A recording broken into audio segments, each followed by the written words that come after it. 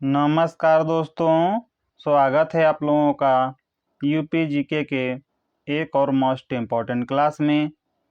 आज हम लोग देखेंगे यूपी ट्रिपल एससी जेई और लेखपाल के लिए उत्तर प्रदेश जीके का टॉप 100 एमसीक्यू। तो बने रहिए आप लोग वीडियो में। चलिए स्टार्ट कर लेते हैं फर्स्ट क्वेश्चन से।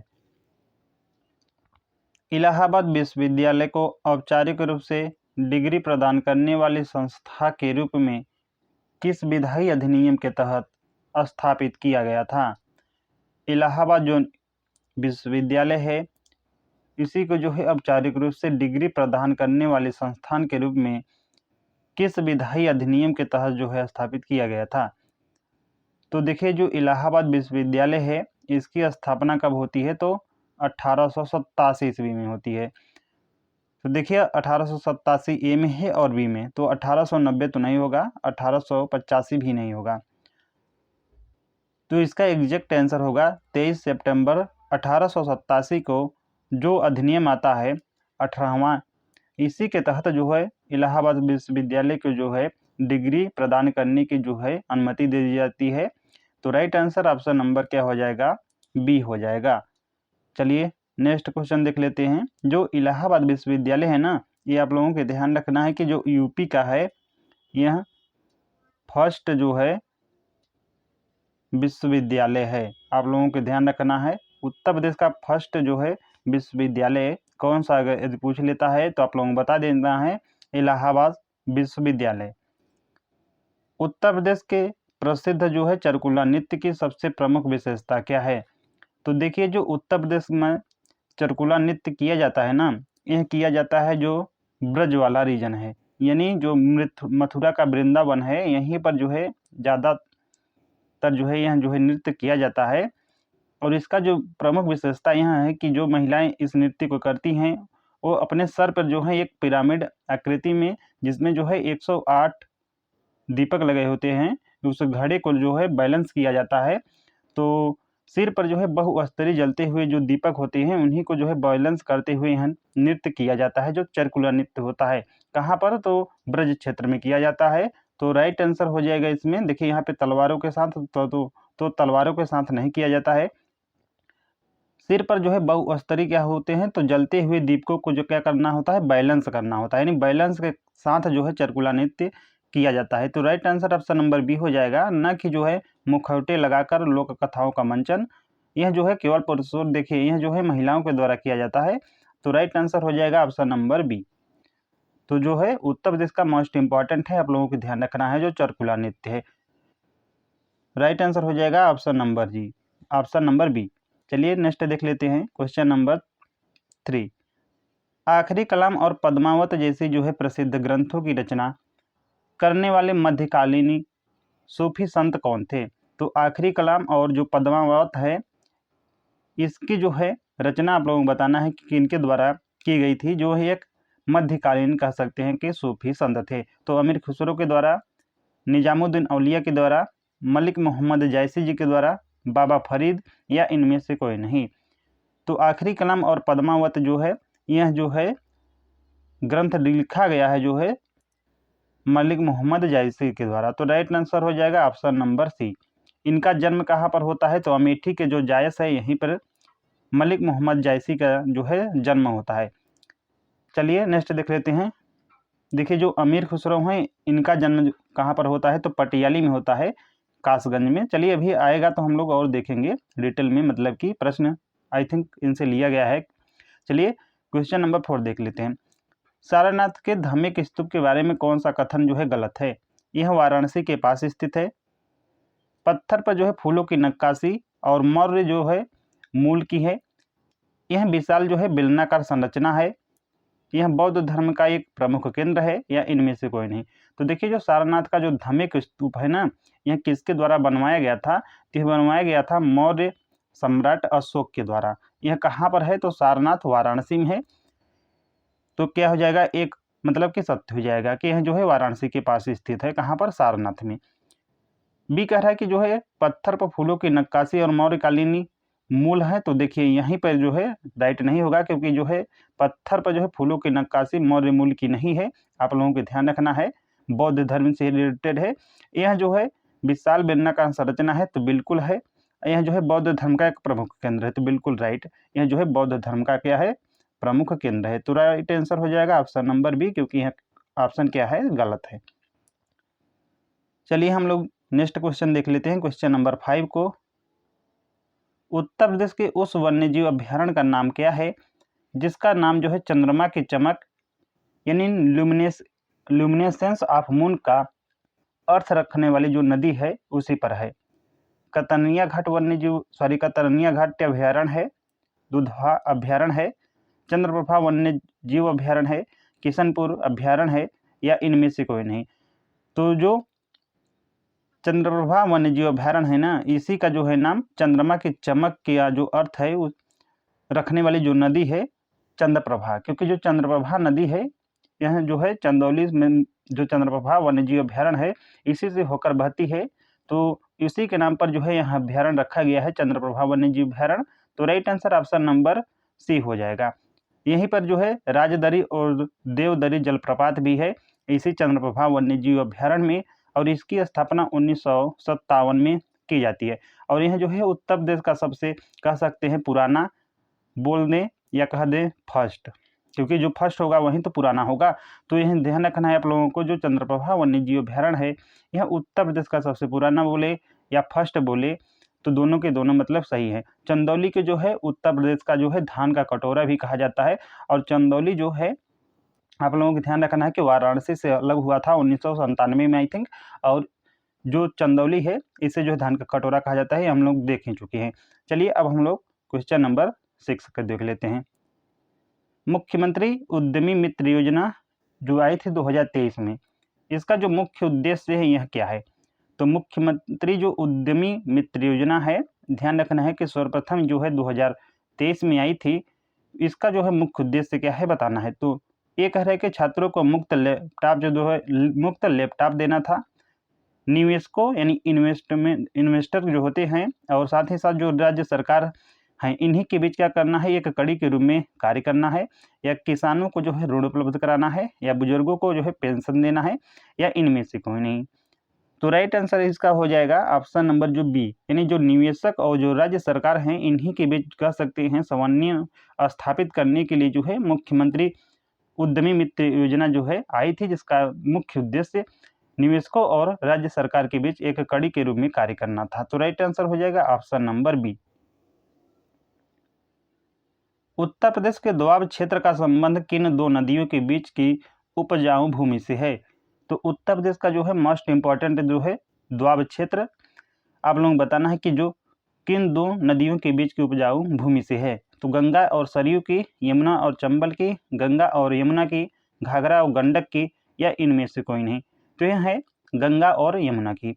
जो गंगा और यमुना का जो है दोआब क्षेत्र है, मतलब कि दो नदियों के जो बीच का क्षेत्र होता है, मान लीजिए यह प्रयागराज है, प्रयागराज में दोनों जो है मिल जाती हैं गंगा और यमुना, उसके बाद जो है गंगा चली जाती है मिर्जापुर होते हुए, मतलब कि बिहार में वाराणसी साइड मतलब ना। लेकिन जो इस साइड से मान लीजिए कौन आई, यमुना, इस साइड से जो है गंगा है, तो इनके बीच जो यह क्षेत्र है दो नदियों के बीच का जो क्षेत्र है इसे क्या कहा जाता है, तो दोआब कहा जाता है। और जो यह क्षेत्र है उत्तर प्रदेश का, आप लोग मतलब कि जो है प्रयागराज और उसके बाद कानपुर, मतलब कि इस साइड चले जाए बिजनौर तक, ये जो क्षेत्र है यह दोआब के मतलब कि दोआब से रीजन ही में ही आता है। और यहाँ की जो भूमि है बहुत उपजाऊ है, क्योंकि नदियों द्वारा मतलब कि लाई गई है। और कौन सी मिट्टी पाई जाती है, तो जलोढ़ मिट्टी पाई जाती है। कह सकते हैं जो जलोढ़ मिट्टी है यह उत्तर प्रदेश में सर्वाधिक पाई जाती है, क्योंकि नदियों के द्वारा जो है लाई जाती है। इस कारण से जो यह क्षेत्र है बहुत ज़्यादा जो है उपजाऊ है, और मतलब कि बहुत ज़्यादा जो है यहाँ पर गन्ने की भी खेती की जाती है। तो जो गंगा और यमुना दोआब क्षेत्र है यह जो है दो नदियों के बीच का क्या है, उपजाऊ भूमि है उत्तर प्रदेश में। तो right answer option number C हो जाएगा इसका। गंगा नदी उत्तर प्रदेश की जो है कह सकते हैं सर्वाधिक जो है लंबी नदी है, जो उत्तर प्रदेश में अप्रॉक्सीमेट 1450 किलोमीटर बहती है। गंगा नदी के किनारे मोस्ट इम्पॉर्टेंट शहर जो है आप लोगों को मतलब कि जानना है, जैसे कि कानपुर हुआ, प्रयागराज हुआ, साथ ही साथ वाराणसी भी, यह जो है गंगा नदी के किनारे हैं। और यमुना जो है, यह जो यमुना है ना, यह जो है गंगा नदी की कह सकते हैं सबसे बड़ी सहायक नदी है, जो गंगा नदी में जो है दाएं तट से मिलती है। मतलब जिस ओर मतलब कि नदियाँ बहती हैं, आप लोग उस साइड में खड़े हो जाइए। अब जिस हैंड में मतलब कि आप लोगों का राइट हैंड में यदि नदी मिल रही है तो राइट साइड हो जाएगा, और लेफ्ट हैंड में यदि मिल रही है नदी तो लेफ्ट हैंड हो जाएगा। तो नदी को किनारे आप खड़े हो जाते हैं तो यमुना को जब देखेंगे कि पश्चिम से और पूर्व की ओर बहती है गंगा, तो यह जो है यमुना जो है गंगा की क्या हो जाएगी, दाएं मतलब कि दाहिने तट की नदी है। मतलब कि नदी जो यमुना है दाहिने तट की प्रमुख सहायक नदी है, या कह सकते हैं यमुना जो है उत्तर प्रदेश की सबसे बड़ी सहायक नदी है। किसकी? तो गंगा की है। इतना आप लोगों को ध्यान रखना है। यमुना जो है वृंदावन, ये कह सकते हैं जो आगरा है, मतलब मथुरा है, मतलब कि इसके किनारे जो है बसे हुई हैं, और अंत में जो है प्रयागराज में आकर क्या हो जाती है, गंगा में विलीन हो जाती है। मतलब कि प्रयागराज में संगम हो जाता है। और यहीं पर जो है 2025 में जो है महाकुंभ लगा था। कहाँ पर? तो प्रयागराज में ही, जिसमें अप्रॉक्सीमेट कहते हैं 65 या 66 करोड़ जो है श्रद्धालु आए थे। इतना आप लोगों को जो है आई थिंक पर्याप्त रहेगा। चलिए हम लोग क्वेश्चन नंबर 8 देख लेते हैं। उत्तर प्रदेश राज्य विद्युत उत्पादन निगम लिमिटेड यानी UPRVUNL का जो गठन है यह कब किया गया था? 15 अगस्त 1975 को, 25 अगस्त 1980 को, या 26 जनवरी 1990 को, 1 अप्रैल 2000 को, या इनमें से कोई नहीं। तो UPRVUNL उत्तर प्रदेश जो है राज्य विद्युत उत्पादन निगम लिमिटेड की जो स्थापना होती है यह होती है 25 अगस्त 1980 ईस्वी को। तो राइट आंसर हो जाएगा ऑप्शन नंबर बी। नेक्स्ट है 2011 की जनगणना के अनुसार उत्तर प्रदेश का जो जनसंख्या घनत्व है यानी पॉपुलेशन जो डेंसिटी है यह कितना था? तो 2011 की जनगणना के अनुसार जो है उत्तर प्रदेश की जो है जनसंख्या घनत्व पूछा है, तो यह है 829 प्रति यानी जो है प्रति वर्ग किलोमीटर में उत्तर प्रदेश में जो है 829 जो है व्यक्ति रहते हैं। तो राइट आंसर हो जाएगा ऑप्शन नंबर बी। जो जनसंख्या घनत्व है 1 किलोमीटर स्क्वायर एरिया में कितने लोग रहते हैं उसी को रिप्रेजेंट करता है। यहाँ आप लोगों को ध्यान रखना है। और सर्वाधिक कह सकते हैं जनसंख्या घनत्व वाला जो जिला कौन सा है, तो यह है गाजियाबाद। जो गाजियाबाद है यह उत्तर प्रदेश का जो है सर्वाधिक जनसंख्या घनत्व वाला जिला है। आप लोगों को ध्यान रखना है। और सबसे कम यदि पूछ लेता है कि जनसंख्या घनत्व किसका है, तो यह हो जाएगा ललितपुर का। ललितपुर का जो है सबसे कम, और जो गाजियाबाद है यहाँ जो है सर्वाधिक जो है जनसंख्या घनत्व है। इतना आप लोगों को ध्यान रखना है। तो right answer option number B हो जाएगा 829। चलिए हम लोग क्वेश्चन नंबर 10 देख लेते हैं। अब कौशल विकास पहल SDI के तहत किस आयु वर्ग के युवाओं को प्रशिक्षित करने का जो है लक्ष्य रखा गया है? तो SDI के तहत जो है कितनी जो है आयु जो है वर्ग के युवाओं को क्या किया जाता, तो प्रशिक्षित किया जाएगा। तो यह किया जाएगा 14 से 35 वर्ग के जो लोग हैं, कह सकते हैं जो युवा हैं, इन्हीं को जो है प्रशिक्षित करने का जो है लक्ष्य रखा गया है। तो कौशल विकास जो पहल आई थी तो इसी के तहत। तो राइट आंसर हो जाएगा ऑप्शन नंबर बी, यानी 14 से जो है 35 वर्ष के जो युवा हैं इन्हीं को क्या किया जाएगा, तो प्रशिक्षित किया जाएगा। उत्तर प्रदेश फिल्म नीति 2018 के अनुसार राज्य में 2/3 दिनों तक जो है शूटिंग करने वाली फिल्मों को जो है अधिकतम कितनी सब्सिडी मिल सकती है? तो उत्तर प्रदेश जो है राज्य कह सकते हैं कि जो फिल्म नीति आई थी कब, उत्तर प्रदेश मतलब कि उत्तर प्रदेश में फिल्म नीति 2018 में आई थी। आप लोगों को ध्यान रखना है। जिनमें जो है यदि कोई भी जो है मूवी की शूटिंग होती है, यदि 2/3 यानी कह सकते हैं यानी 100 में से 66 या 67 दिन जो है यूपी में शूटिंग किया जाता है उसका, तो कह सकते हैं उस फिल्म में जो है सब्सिडी मिल सकती है, तो 2 करोड़ रुपए तक मिल सकती हैं। तो राइट आंसर हो जाएगा ऑप्शन नंबर सी। किशनपुर वन्यजीव अभ्यारण्य को जो है किस वर्ष जो है वन्यजीव संरक्षण अधिनियम के तहत घोषित किया गया था? 1970 में, 1979 में, 1975 में, 1972, या इनमें से कोई नहीं। तो किशनपुर वन्यजीव अभ्यारण्य यह सर्वप्रथम ध्यान रखना है कि कहाँ पर है, तो लखीमपुर खीरी में है। इसकी जो स्थापना मतलब की जाती है वन्यजीव संरक्षण अधिनियम के तहत 1972 में। तो हो जाएगा ऑप्शन नंबर डी राइट। राष्ट्रीय राजमार्ग NH 509 उत्तर प्रदेश के किन 2 प्रमुख शहरों को जोड़ता है? जो नेशनल हाईवे 9 और नेशनल हाईवे 44 के जंक्शनों के बीच में स्थित है। लखनऊ और कानपुर, मुरादाबाद और आगरा, वाराणसी और प्रयागराज, मेरठ और बरेली, इनमें से कोई नहीं। तो यह है मुरादाबाद और जो है आगरा। तो right answer option number B हो जाएगा। उत्तर प्रदेश में बच्चे के जन्म के अवसर पर गाया जाने वाला जो पारंपरिक लोकगीत है यह कौन सा है? बिरहा है, चैती है, सोहर है, कजरी है, या इनमें से कोई नहीं। तो उत्तर प्रदेश में कह सकते हैं, या कह सकते हैं पूर्वांचल, या कह सकते हैं बिहार में जो है मतलब कि यहाँ गाया जाता है, जो बच्चे के जन्म के अवसर पर गाया जाता है, यह है सोहर, यानी जो है यह पारंपरिक लोकगीत है। तो राइट आंसर हो जाएगा ऑप्शन नंबर सी। चैती जो है यह भी क्या है, तो पूर्वांचल में गाया जाता है, सॉरी पूर्वांचल का जो है लोकगीत है, जिसको जो है मतलब कि यह जो है भगवान राम को समर्पित है, इसलिए इसके जो अंत में रामा या कह सकते हैं रामा या राम जोड़ा जाता है, जो चैती है। कजरी जो है यह भी कह सकते हैं पूर्वांचल में प्रसिद्ध है। इसकी जो सर्वप्रथम उत्पत्ति कहाँ से होती है, तो मिर्जापुर से होती है जो कजरी है, ध्यान रखना है आप लोगों को। और यह जो है श्रावण माह में गाई जाती है कह सकते हैं, और यह मतलब कि वियोग कह सकते हैं कि मतलब कि लोकगीत है, आप लोगों को ध्यान रखना है कजरी। तो इसमें जो है फिलहाल राइट आंसर हो जाएगा ऑप्शन नंबर सी, क्योंकि सोहर जो है बच्चे के जन्म के अवसर पर गाया जाने वाला क्या है, पारंपरिक लोकगीत है। आगरा के पास नवंबर में जो आयोजित होने वाला प्रसिद्ध जो बटेश्वर मेला है, मुख्य रूप से किसके लिए जाना जाता है? तो जो बटेश्वर मेला है कहाँ पर लगता है, तो आगरा में लगता है, लेकिन इसका जो मुख्य कारण क्यों यह फेमस है, तो पुस्तक मेला है यह, या ऑटोमोबाइल प्रदर्शनी है, या पशु मेला है, यानी जो पशु होते हैं यहाँ पर बिक्री की जाती है पशुओं की, और खरीद बिक्री की जाती है पशुओं को, या सांस्कृतिक संगीत मेला है, या इनमें से कोई नहीं।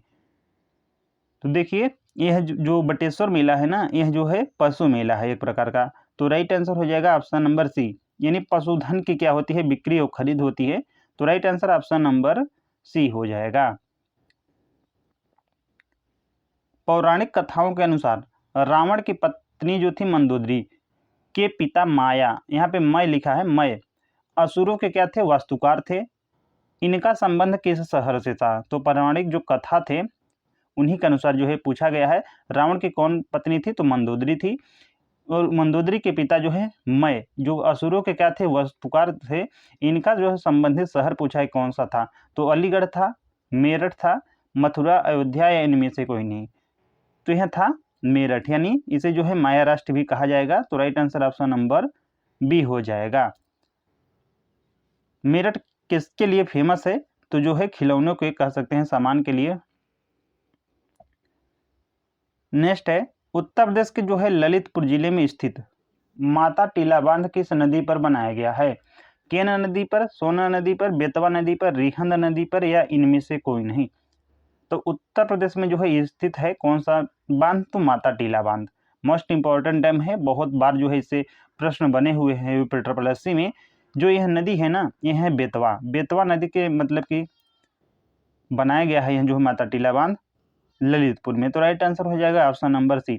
बेतवा नदी पे जो है बहुत सारे डैम बने हुए हैं, जैसे कि माता टीला हो गया, राजघाट बांध हो गया, परीक्षा बांध हो गया। परीक्षा बांध जो कहाँ पर है? तो परीक्षा बांध जो है झांसी में है।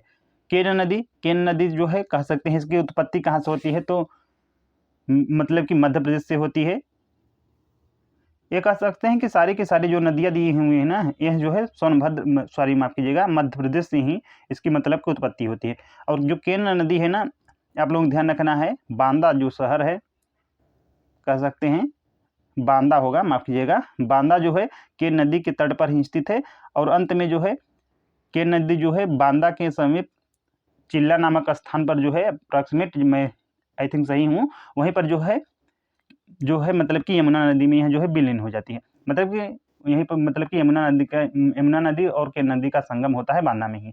सोन नदी, तो सोन नदी जो है यह जो है उत्तर प्रदेश का जो सोनभद्र डिस्ट्रिक्ट है यहीं से होकर मतलब कि बहती है। और सोन नदी पर जो है माफ कीजिएगा, बाणसागर जो डैम है यह बनाया गया है।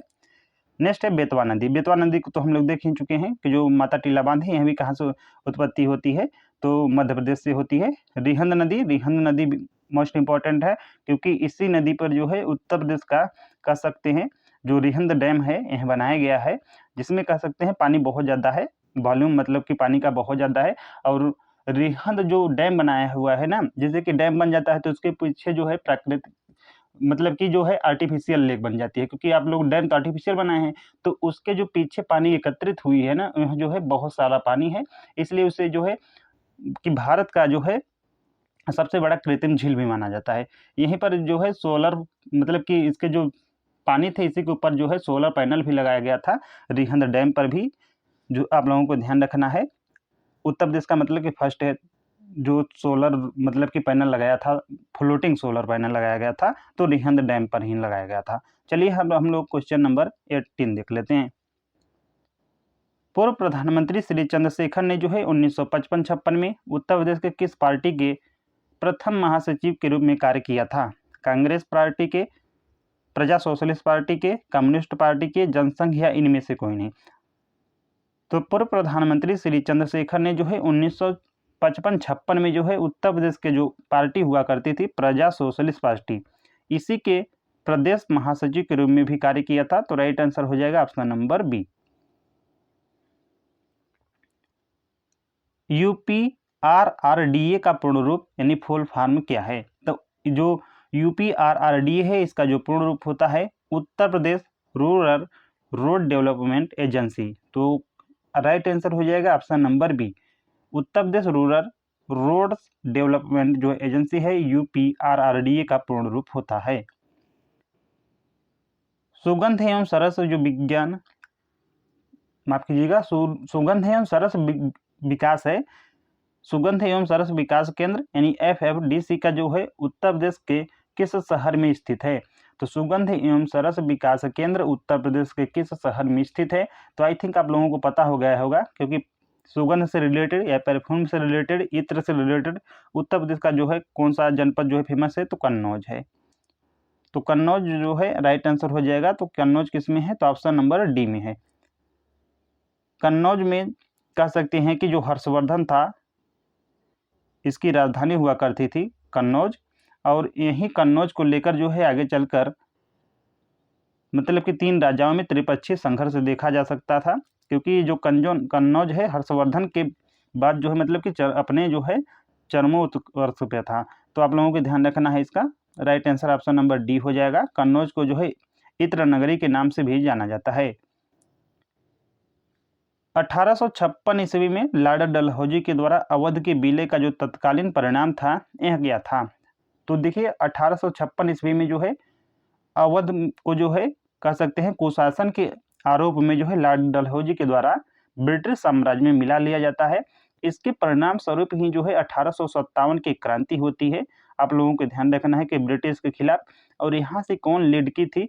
मतलब कि अवध कह सकता है या कह सकता है लखनऊ। तो यहाँ से बेगम हजरत महल लीड की थी, आप लोगों को ध्यान रखना है। और उनके पुत्र ब्रिजेश कादिर यह भी जो है मतलब कि लीड किए थे, आप लोगों को ध्यान रखना है। और अंत में जो है यह मतलब कि हार कर कहाँ भाग जाती हैं? तो नेपाल भाग जाती हैं। और इनके पति कौन थे? तो वाजिद अली शाह। इन्हें जो है कलकत्ता में निर्वासित कर दिया जाता है। जो अंतिम नवाब थे वाजिद अली शाह कौन? तो अवध के अंतिम नवाब थे। तो इसका जो है तत्कालीन जो परिणाम हुआ था तो ब्रिटिश शासन के विरुद्ध 1857 का क्या हुआ था? विद्रोह। तो राइट आंसर हो जाएगा ऑप्शन नंबर बी। नेक्स्ट है राजा हर्षवर्धन, जिसका जो है टाइम पीरियड रहा है 606 से 647 ईस्वी तक। राजधानी कहाँ पर स्थित थी? तो कन्नौज में स्थित थी। देखिए कन्नौज को क्या कहा जाता था? तो कान्यकुब्ज भी कहा जाता था। कन्नौज को जो है कान्यकुब्ज कह सकते हैं, महोदय नगर भी कहा जाता था, महोदय श्री भी कहा जाता था कन्नौज के। आप लोगों को ध्यान रखना है, क्योंकि राजा हर्षवर्धन के समय जो है कन्नौज अपने जो है मतलब कि बहुत सारे पीक पे था, ये मतलब कह सकते हैं। तो इसका जो है राइट आंसर हो जाएगा ऑप्शन नंबर सी। और जो हर्षवर्धन है यह जो है 2 महायज्ञ कह सकते हैं धर्मसभा भी करवाता था। एक तो प्रयाग यानी अब वर्तमान में इलाहाबाद हो चुका है, और एक जो है मतलब कि कन्नौज में कराता था। जो प्रयाग है मतलब कि जो महाकुंभ, आई थिंक जहाँ तक उम्मीद है बिल्कुल मैं राइट कह रहा हूँ कि जो महाकुंभ प्रारंभ करने का श्रेय जहाँ तक दिया जाता है कन्नौज का जो है इन्हीं से दिया जाता है, क्योंकि इन्हीं के द्वारा जो है प्रयाग में जो है महासभा का जो है गठन किया जाता था। तो राइट आंसर ऑप्शन नंबर फिलहाल इसका सी हो जाएगा कि जो राजा हर्षवर्धन थे इसकी जो राजधानी हुआ करती थी तो कान्यकुब्ज यानी कन्नौज। कन्नौज में ही जो है बिलग्राम का युद्ध हुआ था, जो शेरशाह सूरी और हुमायूं के मध्य हुआ था। चलिए अब हम लोग क्वेश्चन नंबर 23 देख लेते हैं। वाराणसी के घाटों के संबंध में कौन सा कथन जो है गलत है? तो वाराणसी को जो है मतलब कि घाटों की नगरी भी कहते हैं, क्योंकि यहाँ पे बहुत सारे घाट हैं, उन्हीं से रिलेटेड है। आप लोगों को बताना है कि कौन सा कथन गलत है। तो ये कह रहा है कि जो मर्णकर्णिका घाट है यह वाराणसी में स्थित है। तो बिल्कुल जो मर्णकर्णिका घाट है यह वाराणसी में स्थित है। और मर्णकर्णिका किन्हें कहा जाता था? तो आप लोगों को ध्यान रखना है, रानी लक्ष्मीबाई को, इन्हीं को जो है मनु कहा जाता था। तो उन्हीं के नाम से यह मर्णकर्णिका जो है घाट पड़ा हुआ है, जो मतलब कि कहाँ पर स्थित है? तो वाराणसी में स्थित है। तो यह हो जाएगा राइट। हरिश्चंद्र जो घाट पर अखंड अग्नि है 5000 वर्षों से जल रही है, सी कह रहा है कि हरिश्चंद्र घाट एक शमशान घाट है। तो बिल्कुल यह राइट हो जाएगा। जो हरिश्चंद्र घाट है ना, यह शमशान घाट भी है और यह जो है गंगा नदी के किनारे स्थित है, यह भी राइट है। तो ये जो घाट है कहाँ है? गंगा नदी के किनारे। तो वाराणसी जो है गंगा नदी के किनारे पर ही स्थित है, इसलिए यह कहीं ना कहीं गंगा नदी के किनारे पर होंगे। तो इसका जो राइट आंसर हो जाएगा, हरिश्चंद्र घाट पर जो अखंड अग्नि है 5000 वर्षों से जल रही है, यही जो है गलत है। आप लोगों को ध्यान रखना है। तो जो वाराणसी है ना, ये आप लोगों को ध्यान रखना है, वरुणा तथा जो 80 नदी हैं इन्हीं के मतलब कि संगम पे मतलब बसी हुई थी, दो नदियों के मध्य कह सकते हैं। इन्हीं के चलते मतलब कि इसका नाम जो है वाराणसी पड़ा है। वरुणा जो है आप लोगों को ध्यान रखना है कि जो प्रयागराज का फूलपुर है यहीं से जो है निकलती है। प्रश्न बन चुका है, आप लोगों को ध्यान रखना है यूपी में, और जो है आगे चलकर मतलब कि गंगा नदी में विलीन हो जाती हैं। कहाँ पर? तो वाराणसी में। आप लोगों को इतना जो है ध्यान रखना है। वाराणसी को जो है आप लोगों को ध्यान रखना है कि जीवंत शहर भी कहा जाता है, क्योंकि यह जो है सबसे पुराना शहर माना जाता है। इसका जो उल्लेख है, जो भारत का 4 वेद है, जो अथर्ववेद है, इनमें जो है वाराणसी का भी उल्लेख मतलब मिलता है। इसलिए जो है इसे मतलब कि वाराणसी को जो है भारत की कह सकते हैं या ऐतिहासिक सबसे पुरानी सिटी माना जाता है वाराणसी को। वाराणसी को जो है उत्तर प्रदेश की क्या कहा जाता है? तो सांस्कृतिक राजधानी भी कहा जाता है। आप लोगों को ध्यान रखना है। चलिए क्वेश्चन नंबर हम लोग 24 देख लेते हैं। सीता वॉरियर ऑफ मिथिला पुस्तक के लेखक कौन है? अनुज तिवारी हैं, विश्वनाथ घोष हैं, बालेंद्र द्विवेदी हैं, अमित त्रिपाठी हैं, या इनमें से कोई नहीं। तो सीता जो वॉरियर ऑफ मिथिला है इसके जो बुक के लेखक हैं ये हैं अमित त्रिपाठी। राइट आंसर हो जाएगा option number D. Barabanki the processor the Pandit and the policeman किसके द्वारा जो है लिखी गई है? तो अनुज तिवारी जी के द्वारा जो है लिखी गई है। तो राइट आंसर हो जाएगा option number A. Barabanki the professor the Pandit and the policeman जो है यह जो है अनुज तिवारी जी के द्वारा लिखी गई पुस्तक है। तुलसीदास ने जो है किस विक्रम संवत में जो है रामनवमी के दिन रामचरितमानस की रचना शुरू की थी? आप लोगों को ध्यान रखना है। तो रामचरितमानस जो है यह किसके द्वारा लिखी गई है? आप लोगों को ध्यान रखना है, तुलसीदास जी के द्वारा लिखी गई है, जो भगवान राम से जो है मतलब रिलेटेड ग्रंथ है। आप लोगों को यह भी थोड़ा सा ध्यान रखना है, क्योंकि जो है रामचरितमानस मोस्ट इम्पॉर्टेंट ग्रंथ है इसलिए।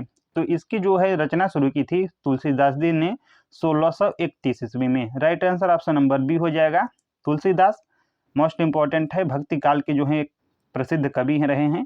इनका जन्म कहाँ पर होता है? तो वर्तमान में जो है जो राजापुर है कह सकते हैं, राजापुर यहीं पर होता है। कहाँ पर पड़ता है? तो चित्रकूट में पड़ता है। तो चित्रकूट में जो है पड़ता है, यहीं पर जो है तुलसीदास जी का जन्म होता है। ये जो रामचरितमानस लिखी हुई बुक है यह जो है अवधी भाषा में लिखी हुई है। उसके साथ ही साथ रामचरितमानस, विनय पत्रिका हुआ, बहुत सारी जो है मतलब कि रचनाएं इनकी हैं। आप लोग जो है इन्हें जो है पढ़ लीजिएगा।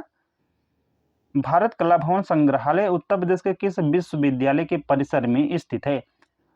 तो भारत कला भवन जो संग्रहालय है यह उत्तर प्रदेश के जो बनारस हिंदू विश्वविद्यालय है उसी का जो परिसर है यहीं पर स्थित है।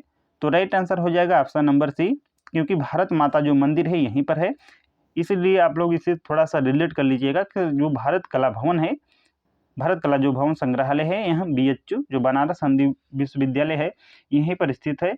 इसकी स्थापना 1916 ईस्वी में किनके द्वारा की जाती है? तो देखिए एनी बेसेंट, आगे मतलब कि एनी बेसेंट ने जो है सेंट्रल हिंदू कॉलेज की स्थापना की थी, लेकिन मदन मोहन मालवीय जी के मतलब कि मदन मोहन मालवीय जी के सहयोग और एनी बेसेंट के मतलब कि दोनों के साथ सहयोग करके इसे जो है सेंट्रल विश्वविद्यालय बना दिया जाता है 1916 ईस्वी में। इसलिए कह सकते हैं कि अलीगढ़ कह रहे हैं, जो बनारस हिंदू विश्वविद्यालय है इसके जो संस्थापक माने जाते हैं पंडित मदन मोहन मालवीय जी माने जाते हैं। लेकिन ये दोनों ऑप्शन आता है तो आप लोगों को ध्यान रखना है, दोनों में से दोनों तो साथ नहीं आएगा, ये एक ही आएगा, आप लोगों को ध्यान रखना है। और जो बनारस हिंदू विश्वविद्यालय है आप लोगों को ध्यान रखना है कि यह जो है एशिया का सबसे बड़ा आवासीय विश्वविद्यालय है, क्योंकि यहाँ पर जो है मतलब कि बहुत सारे जो है हॉस्टल स्थित है।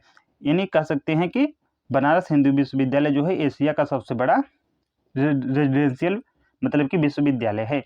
इसके साथ ही साथ अलीगढ़ जो मुस्लिम विश्वविद्यालय है इसके संस्थापक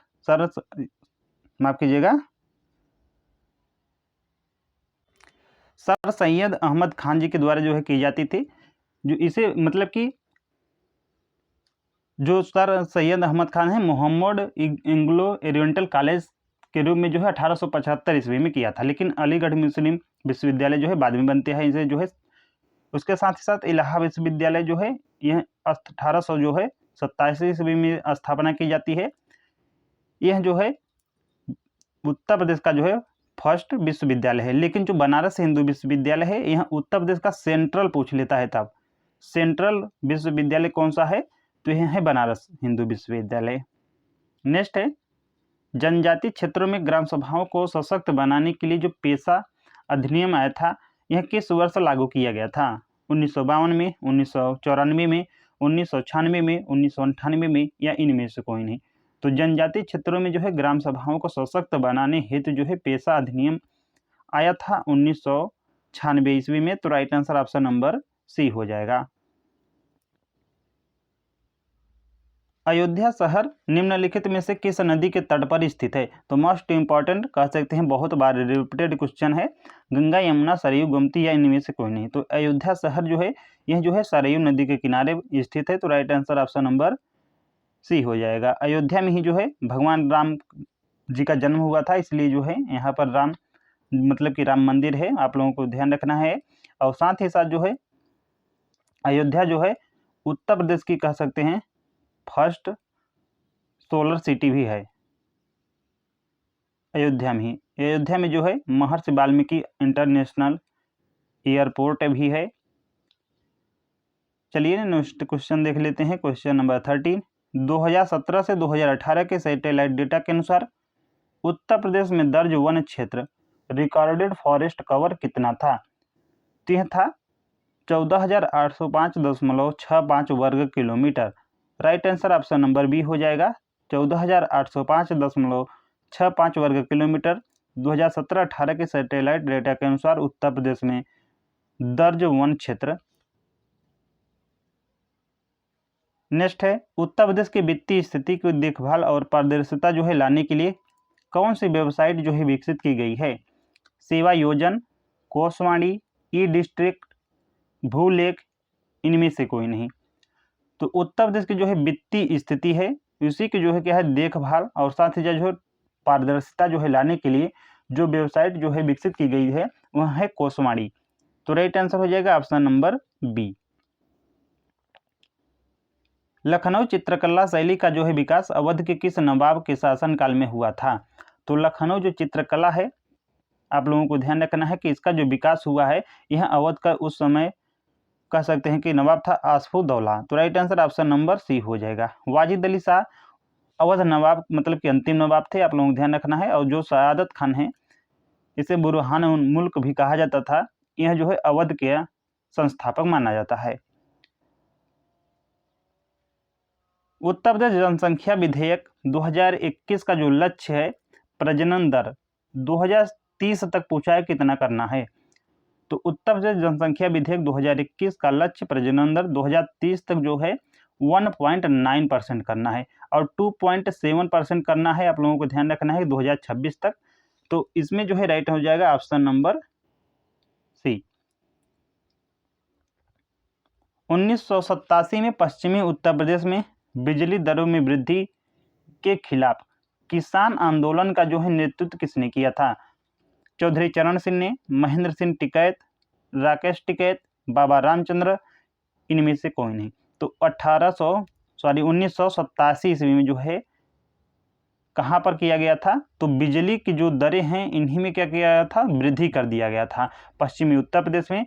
इसी को जो है ध्यान में रखते हुए खिलाफ जो है किसान आंदोलन हुआ था, जिसका जो है लीड कर सकते हैं, नेतृत्व कर सकते हैं किसने किया था, तो महेंद्र सिंह जो टिकैत थे। यही राइट आंसर हो जाएगा ऑप्शन नंबर बी। एका आंदोलन मोस्ट इंपॉर्टेंट आंदोलन है जो 1921 से 22 के मध्य चला। संबंध में कौन सा इसके कथन बताना है कि गलत है। तो जो यह आंदोलन रहा है एका आंदोलन, क्या यह किसानों का आंदोलन था? यह आंदोलन मुख्य रूप से जमींदारों के नेतृत्व में था या यह मदारी जो पासी हैं इनसे जुड़ा हुआ था? यह जो हरदोई, बहराइच और सीतापुर से में सक्रिय था या इनमें से कोई नहीं? तो देखिए जो एका आंदोलन है यह एक किसान आंदोलन था, बिल्कुल राइट हो जाएगा। यह आंदोलन मुख्य रूप से जमींदारी के नेतृत्व, भाई जब यह किसान आंदोलन है तो मुख्य रूप से जमींदार कहाँ पर लीड आएंगे, किसान ही तो लीड करेंगे, तो यही जो है रंग हो जाएगा। मदरी पारसी ने इसको जो है लीड किया था, हरदोई, बहराइच और सीतापुर में भी यह सक्रिय हो गया था। तो राइट आंसर हो जाएगा ऑप्शन नंबर बी। जो ये कह रहा है कि यह जो है जो आंदोलन है मुख्य रूप से जमींदारों के नेतृत्व में था, तो राइट आंसर हो जाएगा ऑप्शन नंबर बी, क्योंकि क्या है यह गलत है। निम्नलिखित में से कौन सा जिला अलीगढ़ जो डिवीजन है यानी मंडल है उसका जो है अंतर्गत नहीं आता है? एटा, कासगंज, बदायूं, हाथरस या इनमें से कोई नहीं? तो अलीगढ़ जो मंडल है सर्वप्रथम ध्यान रखना है कि इसके अंतर्गत जो है 4 जनपद आते हैं। मुख्यालय कहाँ पर है? तो अलीगढ़ में ही है इसका जो है हेडक्वार्टर। इसके अंतर्गत एक तो अलीगढ़ हो गया और साथ ही साथ एटा भी आता है, कासगंज भी आता है और हाथरस भी आता है। तो 4 जनपद हो गए अलीगढ़ डिवीजन के अंतर्गत। लेकिन जो बदायूं है यह जो है बरेली जो मंडल है इसके अंतर्गत आता है। तो राइट आंसर हो जाएगा ऑप्शन नंबर सी यानी बदायूं। जो अलीगढ़ मंडल है आप लोग ध्यान रखना है कि जो है इसका हेडक्वार्टर बता चुके हैं कि मतलब कि अलीगढ़ में ही है। और अलीगढ़ किसके लिए फेमस है? तो यह फेमस है ताला उद्योग के लिए, इसीलिए जो है इसे ताला नगरी भी कहा जाता है।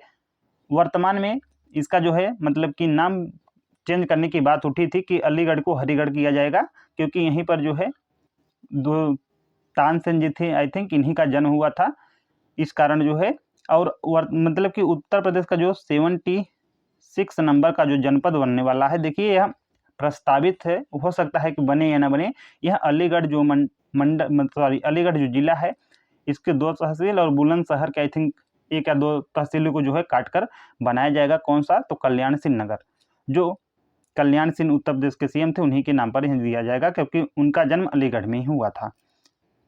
नेक्स्ट है यूपीबीएसएन का पंजीकृत कार्यालय पूछा है उत्तर प्रदेश के किस शहर में स्थित है? तो यूपीबीएसएन का जो पंजीकृत कार्यालय है यह उत्तर प्रदेश का जो लखनऊ है यहीं पर स्थित है। तो राइट आंसर हो जाएगा ऑप्शन नंबर बी। लखनऊ और उसके आसपास की जो वनस्पतियां उनके सर्वेक्षण 2009 से 2010 के मध्य किस संस्थान के द्वारा जो है किया गया था? तो देखिए आई थिंक ये पुराना डाटा है, लेकिन पूछा है भाई तो मैं क्या करूं। तो लखनऊ और उसके आसपास के जो वनस्पतियों का सर्वेक्षण है यह किया गया था जो बीरबल साहनी पुरा वनस्पति विज्ञान संस्थान है लखनऊ के, इसी के द्वारा। तो right answer option number C हो जाएगा। उत्तर प्रदेश में सांख्यिकी पत्रिका यानी स्टैटिस्टिकल मैगजीन प्रकाशित करने का कौन सा विधायी उत्तरदायी है? वित्त आयोग, राजस्व विभाग, योजना विभाग और अर्थशास्त्र, और साथ ही साथ सांख्यिकी विभाग, सूचना एवं जनसंपर्क विभाग या इनमें से कोई नहीं? तो उत्तर प्रदेश में सांख्यिकी पत्रिका प्रकाशित जो करने के लिए जिम्मेदार है यह योजना विभाग का अर्थशास्त्र, और साथ ही साथ जो स्टैटिस्टिकल जो विभाग है यानी कह सकते हैं सांख्यिकी विभाग, इसी के द्वारा जो है सांख्यिकी पत्रिका कह सकते हैं लॉन्च की जाती है। तो राइट आंसर हो जाएगा ऑप्शन नंबर सी। मधारीपुर जंक्शन पुस्तक के लेखक पूछा है कौन से हैं? बालेंद्र द्विवेदी हैं, विश्वनाथ घोष हैं, अनु तिवारी, अमित त्रिपाठी या इनमें से कोई नहीं? तो मधारीपुर जो जंक्शन है इसके बुक के लेखक हैं यह हैं बालेंद्र द्विवेदी। राइट आंसर हो जाएगा ऑप्शन नंबर ए। CSIR राष्ट्रीय वनस्पति अनुसंधान संस्थान NBRI स्थापना मूल रूप से शाही बाग के रूप में किस वर्ष और कहाँ पर की गई थी? तो NBRI की जो स्थापना है मूल रूप से शाही बाग के रूप में की गई थी। यह जो की गई थी तो यह की गई थी लखनऊ में। और कब की गई थी? तो यह की गई थी 1789 ईस्वी में। तो राइट आंसर हो जाएगा ऑप्शन नंबर ए। 1789 ईस्वी में लखनऊ में जो है राष्ट्रीय वनस्पति अनुसंधान संस्थान मूल रूप से शाही जो बाग के रूप में स्थापित किया गया था 1789 ईस्वी में इसे, और जो लखनऊ में पड़ता है। प्रसिद्ध जो है बरुआ सागर किला जो अपनी वास्तुकला के लिए जाना जाता है, यह किसके द्वारा जो है बनवाया गया था? तो प्रसिद्ध बरुआ सागर जो किला है यह बनवाया गया था जो राजा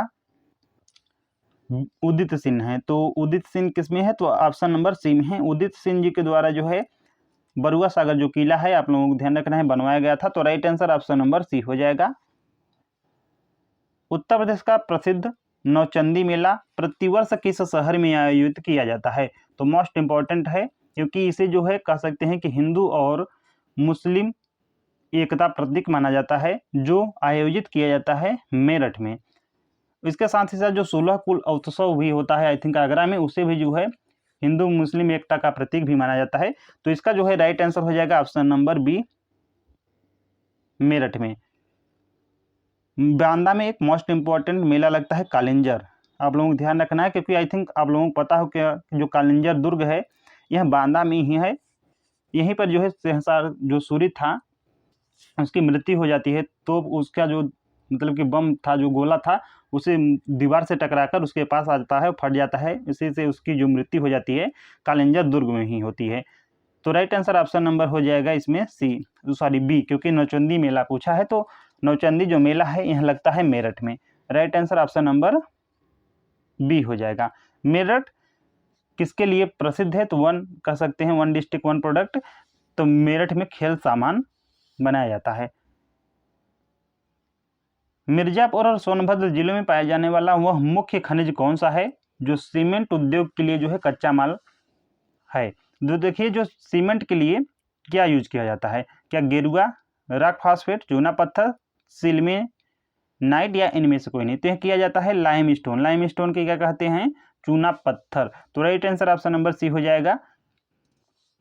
जो है मिर्जापुर और सोनभद्र जिलों में पाया जाने वाला जो मुख्य खनिज है जो सीमेंट के लिए यूज किया जाता है, यानी सीमेंट इंडस्ट्री में यूज किया जाता है, तो चूना पत्थर यूज किया जाता है। चूर्क और डल्ला के आई थिंक आप लोग नाम सुने होंगे। यह मोस्ट इंपॉर्टेंट जो है उत्तर प्रदेश के जो है सीमेंट कारखाने हैं जो मिर्जापुर और सोनभद्र में पड़ते हैं। Right answer option number C हो जाएगा। मिर्जापुर का जो चुनार है मोस्ट इंपॉर्टेंट है। इस यहीं से जो है लाल बलुआ पत्थर निकाला जाता था। प्राचीन कह सकते हैं मध्यकालीन इतिहास में जो चुनार का हुआ, और जो इलाहाबाद का किला है अकबर ने जिसे बनवाया था, ये सभी जो किले हैं यह चुनार का जो बलुआ पत्थर है, लाल बलुआ पत्थर से ही लाकर मतलब बनवाया गया था। चुनार जो है लाल मिट्टी जो है बर्तन के लिए फेमस है, इतना आप लोगों को ध्यान रखना है। चलिए हम लोग का क्वेश्चन नंबर नेक्स्ट देख लेते हैं 45। 2011 के जनगणना के अनुसार उत्तर प्रदेश के इन जिलों को साक्षरता दर के आधार पर न्यूनतम से उच्चतम क्रम में व्यवस्थित कीजिए। तो घटते से जो है बढ़ते क्रम में जाना है। तो देखिए आजमगढ़ है, मैनपुरी है, बहराइच है, बाराबंकी है। तो बहराइच की जो है इनमें से सबसे कम है, अप्रॉक्सीमेट जो है 49 आई थिंक कुछ % है बहराइच की। तो सबसे कम जो है बहराइच की है। तो बहराइच किसके? तो बी नहीं होगा। उसके बाद हो जाएगा बाराबंकी। तो 4 किस में है? डी नहीं होगा। उसके बाराबंकी हो गया। बाराबंकी के बाद जो हो जाएगा मैनपुरी के बाद जो हो जाएगा आजमगढ़। तो आजमगढ़ किस में है? तो right answer option number A हो जाएगा इसका। 3 4 2 1। आप लोग जो है इसे जो है एक बार देख लीजिएगा, ठीक। और मैं थोड़ा आप लोगों को 2011 की जनगणना के बारे में बता देता हूं। तो उत्तर प्रदेश के जो है सर्वाधिक साक्षरता दर इसमें पूछा है, क्योंकि साक्षरता दर से रिलेटेड है। तो कौन है? गौतम बुद्ध नगर है। अप्रॉक्सीमेट 80 प्लस ही है 2011 के जनगणना के अनुसार। और सबसे कम साक्षरता दर तो श्रावस्ती की है। श्रावस्ती की जो है सबसे कम है और गौतम बुद्ध नगर की सर्वाधिक अधिक, मतलब कि सर्वाधिक है गौतम बुद्ध नगर की और सबसे कम है श्रावस्ती की। ये तो रहा एवरेज। लेकिन यदि पूछ लेता है महिलाओं की जो है, तो महिलाओं की जो है सर्वाधिक साक्षरता दर कानपुर नगर का हो जाएगा। और महिलाओं का पूछे या पुरुष का पूछे या एवरेज पूछे, ये सभी के मतलब तीनों के तीनों सर्वाधिक कम जो हैं यह कहाँ पर हैं? तो श्रावस्ती में है। और श्रावस्ती में ही जो है गौतम बुद्ध ने अपना सर्वाधिक उपदेश दिया था। आप लोगों को ध्यान रखना है इतना। चलिए हम लोग क्वेश्चन नंबर नेक्स्ट देख लेते हैं। और उत्तर प्रदेश की जो है साक्षरता दर एवरेज कितनी है? तो 60% है अप्रॉक्सीमेट, 60 पॉइंट कुछ परसेंट है। इसमें जो है 10% आप लोग बढ़ा दीजिएगा तो पुरुष का निकल जाएगा, 10% घटा देंगे यानी 57 दशमलव कुछ हो जाएगा महिला का और 77 दशमलव हो जाएगा कुछ परसेंट पुरुषों का। अहरौरा बांध उत्तर प्रदेश के किस जिले में और किस नदी पर स्थित है? तो अहरौरा डैम, अहरौरा का जो है एक लघु शिला लेख भी पाया गया है।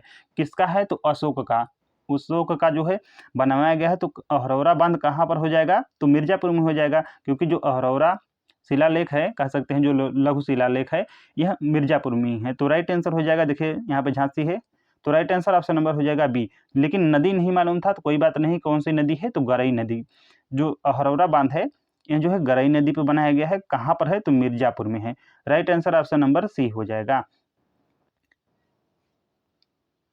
उत्तर प्रदेश औद्योगिक निवेश नीति 2022 के तहत मेगा श्रेणी की परियोजनाओं के लिए पूंजी निवेश की सीमा क्या है? तो जो है इसमें क्या पूछा है? मेगा श्रेणी पूछा है। तो मेगा श्रेणी के लिए जो है परियोजनाओं के लिए जो पूंजी निवेश की सीमा है यह है 200 करोड़ से अधिक और 500 करोड़ से कम। और यदि सुपर मेगा पूछ लेता तो हो जाता है 500 से 3000 और 3000 से अधिक जो है अल्ट्रा सुपर मेगा कर सकते हैं। तो इसमें जो है फिलहाल राइट आंसर हो जाएगा ऑप्शन नंबर बी, क्योंकि है मेगा श्रेणी पूछा है तो राइट आंसर हो जाएगा ऑप्शन नंबर बी, 200 से 500 करोड़ के मध्य। उत्तर प्रदेश की जो है भारत की तीसरी सबसे बड़ी अर्थव्यवस्था है।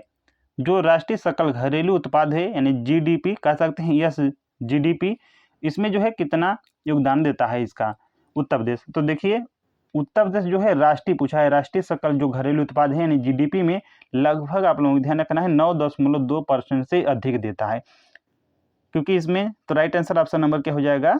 सी हो जाएगा। उत्तर प्रदेश जो है भारत की क्या है? तीसरी सबसे बड़ी उभरती हुई अर्थव्यवस्था है। तो फर्स्ट पे कौन सी होगी? तो आई थिंक महाराष्ट्र है। सेकेंड पे कौन सा है? तमिलनाडु है। लेकिन आप लोगों को ध्यान रखना है यहाँ उभरती यदि पूछ लेता है कि सर्वाधिक वृद्धि, तो महाराष्ट्र के बाद सेकेंड पे हो जाएगा, यानी इसके जो है जो राष्ट्रीय सकल घरेलू उत्पाद में मतलब कि योगदान पूछा है तो तीसरा हो जाएगा 9.2% के साथ। लेकिन उभरती मतलब कि बढ़ती हुई अर्थव्यवस्था जो है दूसरी सबसे बड़ी हो जाएगी।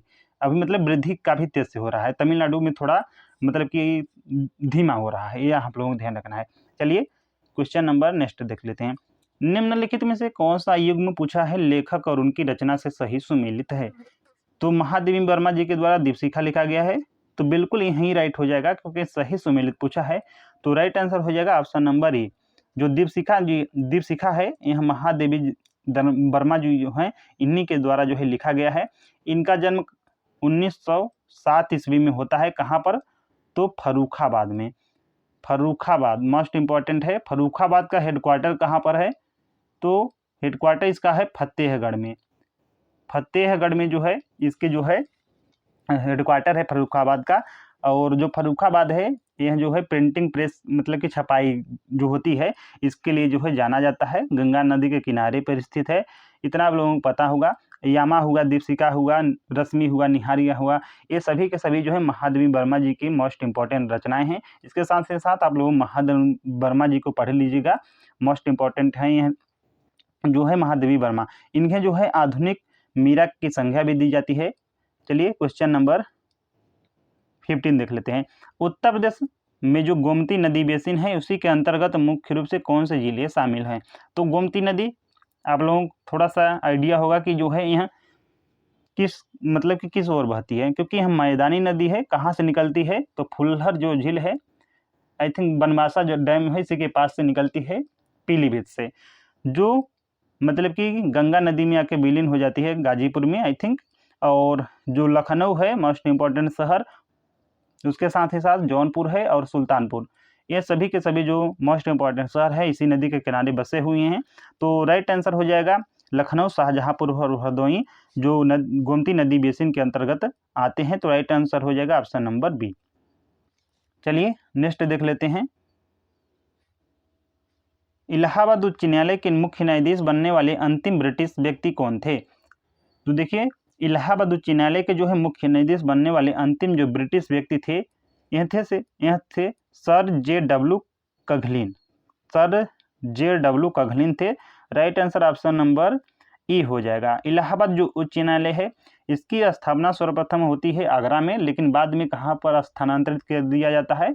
तो प्रयागराज में। और इसकी एक खंडपीठ भी जो है कहाँ पर स्थित है? तो लखनऊ में स्थित है। आप लोगों को ध्यान रखना है। इलाहाबाद देखिए इसका जो है 2018 में नाम चेंज कर दिया गया था, उत्तर प्रदेश गवर्नमेंट के द्वारा क्या कर दिया गया है वर्तमान में? प्रयागराज। तो प्रयागराज कब चेंज हुआ इलाहाबाद का नाम? मतलब सॉरी, इलाहाबाद का नाम चेंज किया गया प्रयागराज 2018 में। 2018 में जो है अयोध्या का नाम मतलब आया, क्योंकि 2018 से पहले फैजाबाद कहा जाता था। तो इलाहाबाद जो है इतना आप लोगों को ध्यान रखना है। और साथ ही साथ जो है इलाहाबाद को जो है न्यायिक राजधानी भी कहा जाता है। अल्फ्रेड पार्क भी है इलाहाबाद में, अक्षय वट भी है, आनंद भवन है, बहुत सारे जो हैं जो मतलब कि फूलपुर कारखाना है, उसके बाद नैनी सेंट्रल जेल है। चलिए अब हम लोग क्वेश्चन नंबर 42 देख लेते हैं। उत्तर प्रदेश पंचायती राज व्यवस्था में क्षेत्र पंचायत के अध्यक्ष को क्या कहा जाता है? तो उत्तर प्रदेश जो पंचायती राज व्यवस्था है इसमें जो क्षेत्र पंचायत का अध्यक्ष होता है ना, उसे कहा जाता है ब्लॉक प्रमुख। यानी तो राइट आंसर हो जाएगा ऑप्शन नंबर बी। प्रधान किसे कहा जाता है? तो जो ग्राम पंचायत होती है उसके जो चुने हुए कह सकते हैं जीता हुआ व्यक्ति होता है उसे जो है प्रधान कहा जाता है। इतना आप लोग ध्यान रखना है। और सचिव, तो सचिव वहीं जो अधिकारी होता है जो ग्राम प्रधान में मतलब कि सहायक का कार्य, मतलब कि ग्राम प्रधान को मतलब कि सहायता प्रदान करता है कि कार्य ठीक से हुआ है कि नहीं हुआ है, यह उसे जो है सचिव कहा जाता है। तो इसमें फिलहाल राइट आंसर हो जाएगा ऑप्शन नंबर सी, यानी ब्लॉक प्रमुख कहा जाता है। अवध किसान सभा के गठन का मुख्य उद्देश्य क्या था? अवध किसान सभा के सर्वप्रथम जो है आप लोगों को ध्यान रखना है कि गठन कब होता है? तो 1920 ईस्वी में होता है। इसका जो मुख्य उद्देश्य था तालुकदारों की दमनकारी जो प्रथाएं थी उन्हीं का क्या करना है? विरोध। इन्हीं नजराना और बिगाड़ जो था इसी का क्या करना है? विरोध करना था। यानी तालुकदारों की दमनकारी प्रथाओं का मुख्य उद्देश्य था इसका। राइट आंसर हो जाएगा ऑप्शन नंबर बी, अवध किसान सभा जो 1920 ईस्वी में गठन हुआ था। नेक्स्ट है इलाहाबाद उच्च न्यायालय के द्वारा दिया गया ऐतिहासिक फैसला कौन सा है जिसने जो है भारतीय जो राजनीति में है बड़ा बदलाव किया था? यह कब किया गया था? तो 1975 में। तो देखिए इसमें पूछा है आधार केस हुआ, Keshavananda Bharati case, state of UP बनाम राजनारायण, इंदिरा गांधी चुनाव मामला, या बिल्किस बानो केस, या इनमें से कोई नहीं। तो देखिए इनमें से जो होगा कोई नहीं है। तो राइट आंसर हो जाएगा ऑप्शन नंबर ई। नेक्स्ट है उत्तर प्रदेश विद्युत सुधार अधिनियम यूपी इलेक्ट्रिसिटी रिफॉर्म एक्ट किस वर्ष पारित किया गया था? तो यह पारित किया गया था जो है 1999 में। तो राइट आंसर हो जाएगा ऑप्शन नंबर बी। तो उत्तर प्रदेश विद्युत सुधार अधिनियम यूपी इलेक्ट्रिसिटी रिफॉर्म एक्ट जो है 1999 ईस्वी में जो है पारित किया गया था। Right answer option number B हो जाएगा। वाराणसी और प्रयागराज को जो है हल्दिया बंदरगाह से जोड़ने वाली राष्ट्रीय जलमार्ग कौन सा है? तो वाराणसी और प्रयागराज को जो है हल्दिया जो बंदरगाह है उसे जो है जोड़ने के लिए जो राष्ट्रीय जलमार्ग संख्या नंबर 1 है, नेशनल वाटरवे कह सकते हैं, NW1 यही है। तो राइट आंसर हो जाएगा ऑप्शन नंबर बी। किस नदी पर है? तो गंगा नदी पर है, क्योंकि यहीं तो जाती है कोलकाता में। तो राइट आंसर हो जाएगा option number B, national waterway 1, जो वाराणसी और प्रयागराज को हल्दिया बंदरगाह से जोड़ने वाला राष्ट्रीय जलमार्ग है। तो right answer option number B हो जाएगा। चलिए नेक्स्ट देख लेते हैं। भारत की मानक मध्याह्न रेखा जो कितनी है 82 degree 30 minute eastern Uttar Pradesh के किस जिले से होकर गुजरती है? वाराणसी, प्रयागराज, मिर्जापुर, लखनऊ या इनमें से कोई नहीं। तो यह गुजरती है जो है मिर्जापुर से। तो right answer option number C हो जाएगा। देखिए मिर्जापुर में जो विंध्याचल है कह सकते हैं, क्योंकि जो विंध्याचल देवी मंदिर है कहाँ पर है? तो मिर्जापुर में। एक है अमरावती चौराहा, यहीं से जो है यह जो है मतलब कि गुजरती है 82.5 डिग्री जो है ईस्ट, यानी स्टैंडर्ड मेरिडियन जो है भारत की मानक मध्याह्न रेखा। तो right answer option number C हो जाएगा मिर्जापुर। जो मिर्जापुर है आप लोगों को ध्यान रखना है, इसमें बहुत सारे वाटर यानी जलप्रपात हैं, जैसे कि टांडा हुआ, सॉरी लिखने में इसमें यार थोड़ा सा अच्छा मतलब कि नहीं हो पाता है, तो आप लोगों को इसमें जो है सुन लेना है। टांडा हुआ, लखनिया दरी हुआ, विंडम फॉल हुआ, कुसियरा जलप्रपात हुआ। इसके साथ ही साथ यहाँ पर जो है उत्तर प्रदेश की कह सकते हैं जो बेलन घाटी है, बेलन घाटी में जो मानव के 17 आई थिंक जो लेखहिया है, यहीं से जो है मानव कंकाल प्राप्त हुए थे 17 सर्वाधिक। यह जो है मिर्जापुर में ही पड़ती है। राजा नल का टीला आई थिंक, देखिए कहीं कहीं पर जो राजा नल का टीला है यहाँ सोनभद्र में ही दिया रहता है, जो आप लोगों को ध्यान रखना है मिर्जापुर और सोनभद्र दोनों में पड़ता है, हो सकता है। इसके साथ ही साथ जो मिर्जापुर है यह जो है एक मंडल है, इसके अंतर्गत 3 जिले आते हैं। कौन कौन से? तो एक हो गया कालीन नगरी तो हो गया भदोही, सोनभद्र है और मिर्जापुर है। हेडक्वार्टर मिर्जापुर में है। मिर्जापुर जो है कह सकते हैं कालीन उद्योग के लिए भी जाना जाता है, क्योंकि यहाँ पे बहुत सारे मतलब कि कालीन कार्य किए जाते हैं। साथ ही साथ जो है लाल मिट्टी के बर्तन, यहीं पर जो है एक पूर्वांचल का जो है यार्न प्रोसेसिंग प्लांट भी लगाया गया है लालगंज में। चलिए अब हम लोग नेक्स्ट क्वेश्चन देख लेते हैं। क्वेश्चन नंबर 58, निम्नलिखित में से कौन सा बांध उत्तर प्रदेश में स्थित नहीं है? परीक्षा है, बगला है, भंसौरा है, बदुआ है या इनमें से कोई नहीं। तो देखिए बताना है कि कौन सा उत्तर प्रदेश में स्थित नहीं है। तो जो बदुआ बांध है ना यही नहीं है, क्योंकि जो यह बदुआ बांध है बिहार में। भाई बहुत इंपॉर्टेंट नहीं है, क्योंकि बहुत सारे यार डैम है उत्तर प्रदेश में, बहुत कितना आप लोग याद करेंगे। परीक्षा तो मान लीजिए याद कर सकते हैं, भगरा हुआ, भैंसौड़ा हुआ, ये बहुत सारे मतलब कहीं ना कहीं ये जो छोटी मोटी नदियाँ हैं उन्हीं के द्वारा जो है बनाया गया है। तो फिलहाल इसका right answer option number D हो जाएगा, बदुआ। यह कहाँ पर है? बिहार में है। जबकि परीक्षा हुआ, बगला, भैंसौरा यहाँ उत्तर प्रदेश में स्थित है। परीक्षा बांध यह जो है बेतवा नदी पर बनाया गया है। तो कहाँ पर है? तो जो झांसी है यहीं पर है। राइट आंसर हो जाएगा, सॉरी राइट आंसर कह रहे हैं, तो झांसी में है, आप लोगों को ध्यान रखना है। तो इसका जो है राइट आंसर हो जाएगा बदुआ। चलिए हम लोग क्वेश्चन नंबर नेक्स्ट देख लेते हैं। लखनऊ का चारबाग रेलवे स्टेशन निम्नलिखित में से किस स्थापत्य शैली आर्किटेक्चरल स्टाइल का बेहतरीन उदाहरण है? तो लखनऊ का जो चारबाग रेलवे स्टेशन है इसी की जो स्थापत्य शैली है यह किसका एक बेहतरीन उदाहरण है? नियो क्लासिकल का, इंडो सार्सेनिक का, विक्टोरियन गोथिक का, आर्ट डेको का या इनमें से कोई नहीं। तो यह है इंडो सार्सेनिक। राइट आंसर हो जाएगा ऑप्शन नंबर बी।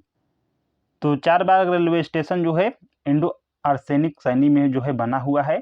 इसमें जो है गुंबद लगे हुए हैं, आई थिंक उसी के जो है मतलब कि मीनारे हैं, फिर उसका गुंबद है, उसी के क्या कहा जाता है? इंडो सार्सेनिक मतलब कि शैली कहा जाता है। तो right answer option number B हो जाएगा।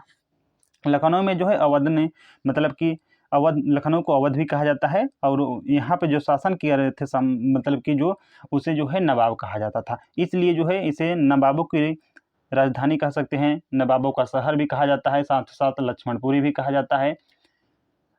मलिहाबाद को जो है उत्तर प्रदेश की जो है आम की राजधानी भी कहा जाता है, क्योंकि वह जो है लखनऊ में ही पड़ता है। लखनऊ से रिलेटेड बहुत सारे हैं, आप लोगों को ध्यान रखना है। फैक्ट लखनऊ जो है गोमती नदी के किनारे पर स्थित है, और इकाना स्टेडियम है, KD सिंह बाबू स्टेडियम है। चलिए क्वेश्चन नंबर 60 देख लेते हैं। ई गवर्नेंस पहल कोसवानी का जो मुख्य उद्देश्य है यह क्या है? भूलेख डेटा का प्रबंधन है, खनिज प्रबंधन को व्यवस्थित करना है, राज्य में वित्तीय गतिविधियों को जानकारी देना है, या घरेलू जो सेवाएं हैं उनके लिए पेशेवरों को क्या करना है? जोड़ना है, या इनमें से कोई नहीं। तो ई गवर्नेंस पहल थी क्या है, कोषवाणी। जो इसका मुख्य कार्य है या कह सकते हैं उद्देश्य, तो जो राज्य में जो वित्तीय गतिविधियां हैं इनकी सारी की सारी जानकारी देना कोषवाणी का जो है मुख्य उद्देश्य हो जाएगा। तो right answer option number C हो जाएगा, राज्य में वित्तीय गतिविधियों की जानकारी देना। निम्नलिखित में से पुस्तकों को उनके स्थापना वर्ष के साथ सुमेलित करें। तो देखिए, सरस्वती भवन है, रामपुर रजा है, भारती भवन है, इलाहाबाद पब्लिक है। तो हम लोग इसे देख लेते हैं, यह बहुत भाई फैक्ट हो जाएगा। तो देख लीजिए आप लोग, सबसे पुराना हो जाएगा, मतलब यह पुराना पूछा है तो 1774 में रामपुर रजा है।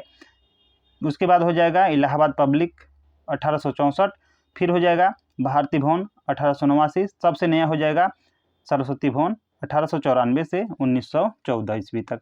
तो आप लोगों को इतना ध्यान रखना है, ये जो है प्रश्न आए यदि मतलब कि इस प्रकार से प्रश्न बन रहे हैं तो आप लोग इसे जो है अवश्य छोड़ दें, क्योंकि भाई बहुत फैक्ट रटने की आवश्यकता नहीं है।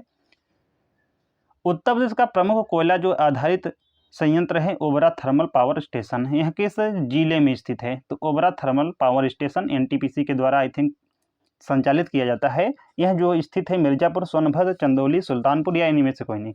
तो यह है सोनभद्र में। Right answer option number B हो जाएगा। देखिए, ओबरा हुआ, उसके बाद ओबरा हुआ, अनपरा हुआ, हाँ अनपरा हुआ, अनपरा, यह सभी के सभी जो थर्मल पावर स्टेशन है यह कहाँ पर स्थित है? सोनभद्र में स्थित है। एक हुआ टांडा थर्मल पावर प्लांट, ये आप लोगों को ध्यान रखना है, ये अंबेडकर नगर में है। और एक है दादरी, आई थिंक हाँ दादरी है, दादरी जो है यह है गौतम बुद्ध नगर में। ये सभी के सभी आप लोगों को ध्यान रखना है फैक्ट। इतना आप लोगों को जो है फैक्ट याद रखना है। सोनभद्र से रिलेटेड हम लोग थोड़ा सा फैक्ट देख लेते हैं कि जो सोनभद्र है, यदि आप लोग देखे होंगे ध्यान से, तो ये रहा सोनभद्र। यह जो है चंदौली और जो मिर्जापुर है इसी के साथ जो है अपना बॉर्डर को शेयर करता है। लेकिन मोस्ट इम्पॉर्टेंट यह रहा कि यह जो है भारत का एकमात्र ऐसा डिस्ट्रिक्ट है जिनकी जो सीमाएं हैं भारत के 4 राज्यों के साथ लगती है। एक हो गया बिहार, एक हो गया जो है झारखंड, एक हो गया छत्तीसगढ़, और ये सारा क्या हो गया मध्य प्रदेश।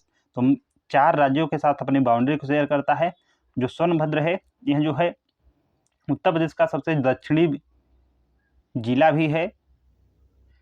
इसे जो है उत्तर प्रदेश के जो है एनर्जी कैपिटल भी कहा जाता है, एनर्जी यानी ऊर्जा राजधानी कहा जाता है, क्योंकि यहीं पर सारे के सारे जो है कोयला आधारित जो है कह सकते हैं थर्मल पावर स्टेशन हैं, कोयला संयंत्र है, मतलब कि और साथ ही साथ कोयला खदानें हैं। सिंगरौली क्षेत्र मोस्ट इंपॉर्टेंट है, यहीं से तो कोयला निकला जाता है, इसलिए जो है इसे एनर्जी कैपिटल भी कहा जाता है सोनभद्र को। सोनभद्र में ही जो है सर्वाधिक मतलब कि जनजाति जो है उत्तर प्रदेश की रहती है, अप्रॉक्सीमेट 20% आई थिंक, जिसमें जैसे कि खरवार हो गई, पैगा, भुइयाँ हो गई, पैका, पंका एक्सेट्रा, बहुत सारी जो जनजातियां हैं यह सोनभद्र में पाई जाती हैं।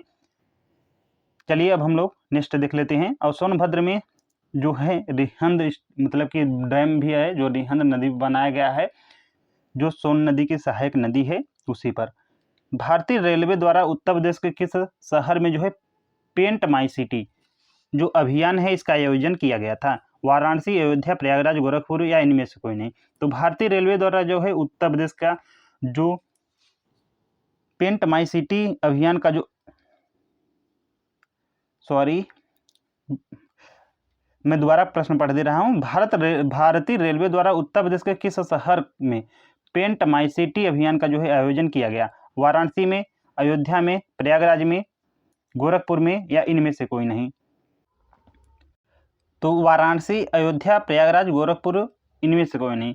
तो पेंट माई सिटी जो अभियान है इसका जो आयोजन किया गया था प्रयागराज में। राइट आंसर हो जाएगा ऑप्शन नंबर सी, प्रयागराज में ही है जो उत्तर मध्य रेलवे का हेडक्वार्टर। आप लोगों को ध्यान रखना है। चलिए क्वेश्चन नंबर नेक्स्ट देख लेते हैं 64 को। उत्तर प्रदेश के किस लोक नृत्य में महिलाएं जो है नर्तकी सिर पर रोशनी दीपकों के स्तंभ को संतुलित करती हैं? तो यह है चारकुलाही। Right answer option number B हो जाएगा। कहाँ पर किया जाता है? तो ब्रज जो क्षेत्र है यहीं पर। रासलीला यह भी जो है ब्रज क्षेत्र में किया जाता है, आप लोगों को ध्यान रखना है। चलिए नेक्स्ट देख लेते हैं।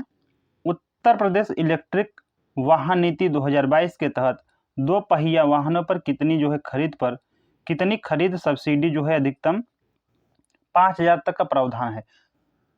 तो 2022 में जो है आई थी उत्तर प्रदेश इलेक्ट्रॉनिक वाहन नीति।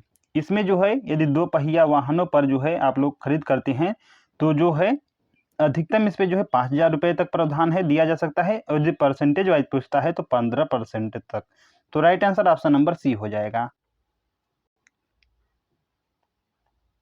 जनगणना 2011 के अनुसार उत्तर प्रदेश की कुल जनसंख्या में महिलाओं का प्रतिशत लगभग कितना है। तो 2011 के जनगणना के अनुसार उत्तर प्रदेश की जनसंख्या है कितनी, तो अप्रॉक्सीमेट 19.98 करोड़, इन्हीं आप लोग कह सकते हैं 20 करोड़, जिनमें 20 करोड़ में परसेंटेज में पूछा है तो जो महिलाओं का पूछा है तो महिलाओं की जो जनसंख्या है अप्रॉक्सीमेट 77.7 यानी 47.71 माफ कीजिएगा, तो 47.71 हो जाएगा ऑप्शन नंबर बी में। राइट आंसर हो जाएगा ऑप्शन नंबर बी, यानी 47.71% हो जाएंगी महिलाओं का प्रतिशत। तो यदि पुरुषों का पूछता है तो 52 हो जाएगा 29%। यह जो है हो जाएगा पुरुषों की जो जनसंख्या है उत्तर प्रदेश में। यहाँ निम्नलिखित में से कौन बनारस घराने की एक प्रसिद्ध ठुमरी टप्पा गायकी थी। रसूलन बाई थी, अन्नपूर्णा देवी थी, गिरिजा देवी, बेगम अख्तर, इनमें से कोई नहीं। तो बनारस घराने की जो है प्रसिद्ध ठुमरी टप्पा गायकी थी यह थी Rasulan by. Right answer option number A हो जाएगा। उत्तर प्रदेश का एक क्लासिकल जो है डांस है कौन सा, कथक।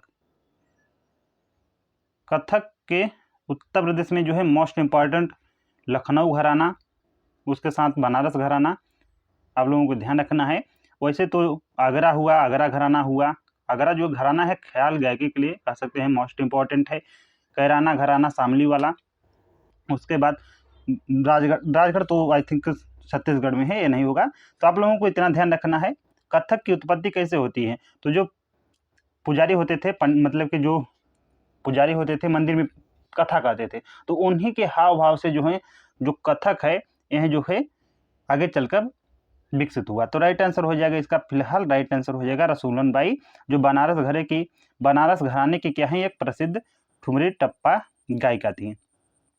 बनारस घराने से रिलेटेड एक मोस्ट इम्पॉर्टेंट कह सकते हैं, जैसे कि शहनाई वादक कौन थे, तो बिस्मिल्लाह खान थे, मोस्ट इम्पॉर्टेंट हो जाएगा क्योंकि उन्हें जो है भारत का सर्वोच्च पुरस्कार कह सकते हैं, चारों के चारों पुरस्कार जो है प्रदान किया गया है। चलिए हम लोग नेक्स्ट देख लेते हैं। उत्तर प्रदेश राज्य भंडारण निगम UPSWC की शासी संरचना के बारे में क्या सही है। यह निजी स्वामित्व में है, इसे केंद्र और राज्य सरकार के द्वारा जो है संयुक्त रूप से प्रबंधित किया जाता है। यह पूरी तरह से कृषि मंत्रालय के अधीन है, यह केवल FCI द्वारा संचालित है, या इनमें से कोई नहीं।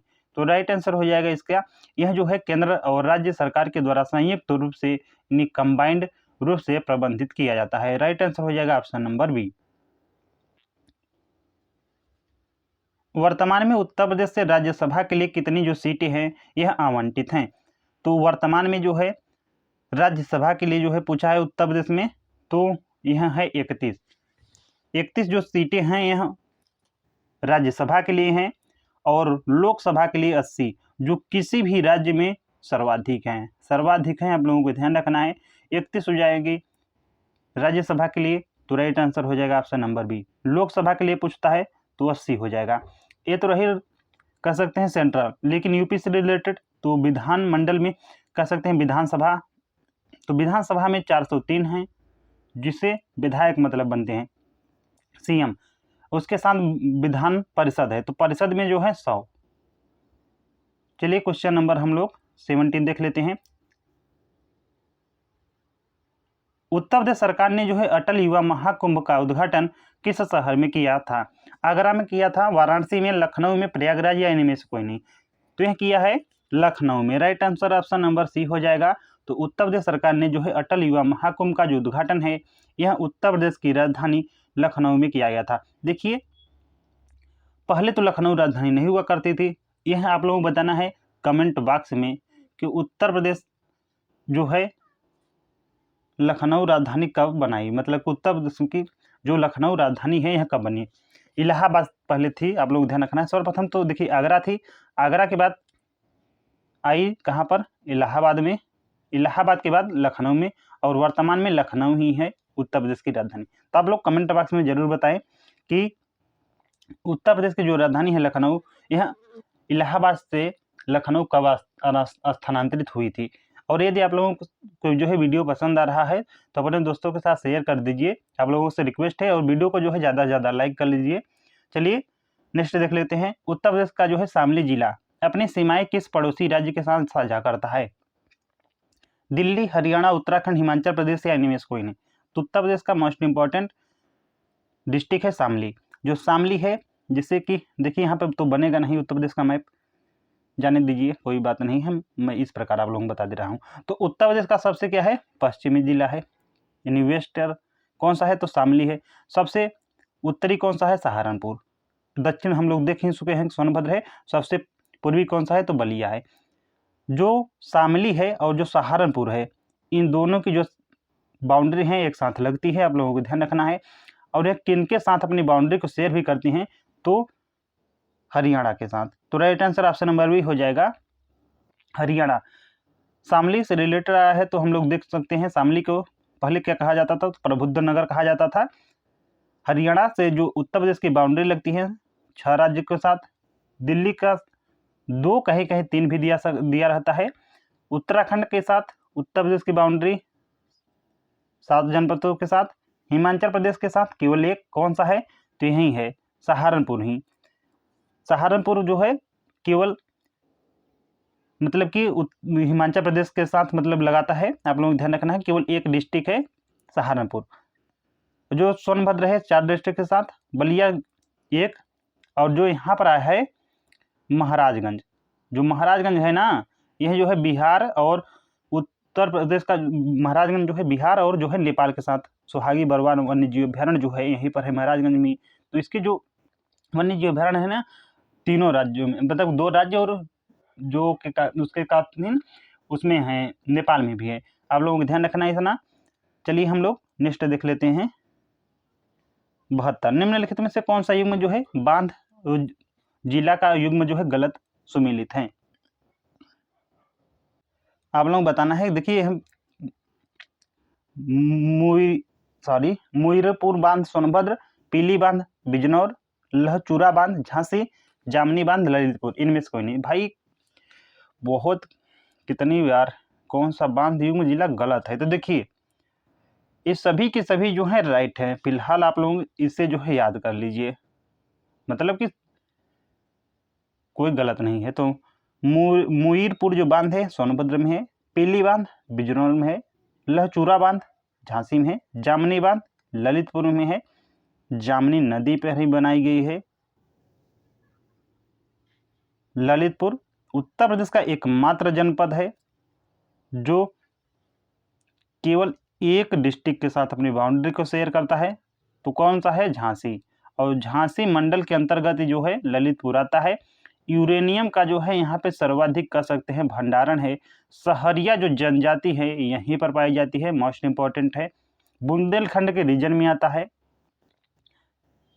उत्तर प्रदेश पर्यटन नीति 2022 के अनुसार महाभारत जो सर्किट है इनमें कौन सा स्थान शामिल नहीं। तो सर्किट देखिए उत्तर प्रदेश में आई थिंक बहुत सारे हैं, जैसे कि महाभारत सर्किट, रामायण से रिलेटेड रामायण सर्किट, बौद्ध धर्म से रिलेटेड जो वहाँ जहाँ पर बौद्ध भगवान बुद्ध गए बौद्ध सर्किट, जैन सर्किट से मतलब कि उसके बाद जैसे कि देवी महारानी से हुआ शक्तिपीठ इत्यादि हैं। इसमें पूछा है महाभारत, तो महाभारत हस्तिनापुर हुआ, जिससे कि इंद्रप्रस्थ हुआ, कौशाम्बी से रिलेटेड हुआ, और मथुरा, इन सभी से रिलेटेड मतलब काल्पी हुआ। जहाँ जहाँ पे महाभारत से रिलेटेड था उसे सर्किट बना लिया गया, उसका जो है मैप जारी कर देंगे कि आप लोग इस साइड से जा सकते हैं, यहाँ पे जा सकते हैं, ताकि आप लोग जो है कन्फ्यूजन न हो, उसी से रिलेटेड सर्किट बनाया गया है। तो देखिए कपिलवस्तु, तो कपिलवस्तु बौद्ध से रिलेटेड है तो नहीं होगा। सारनाथ बौद्ध से रिलेटेड है।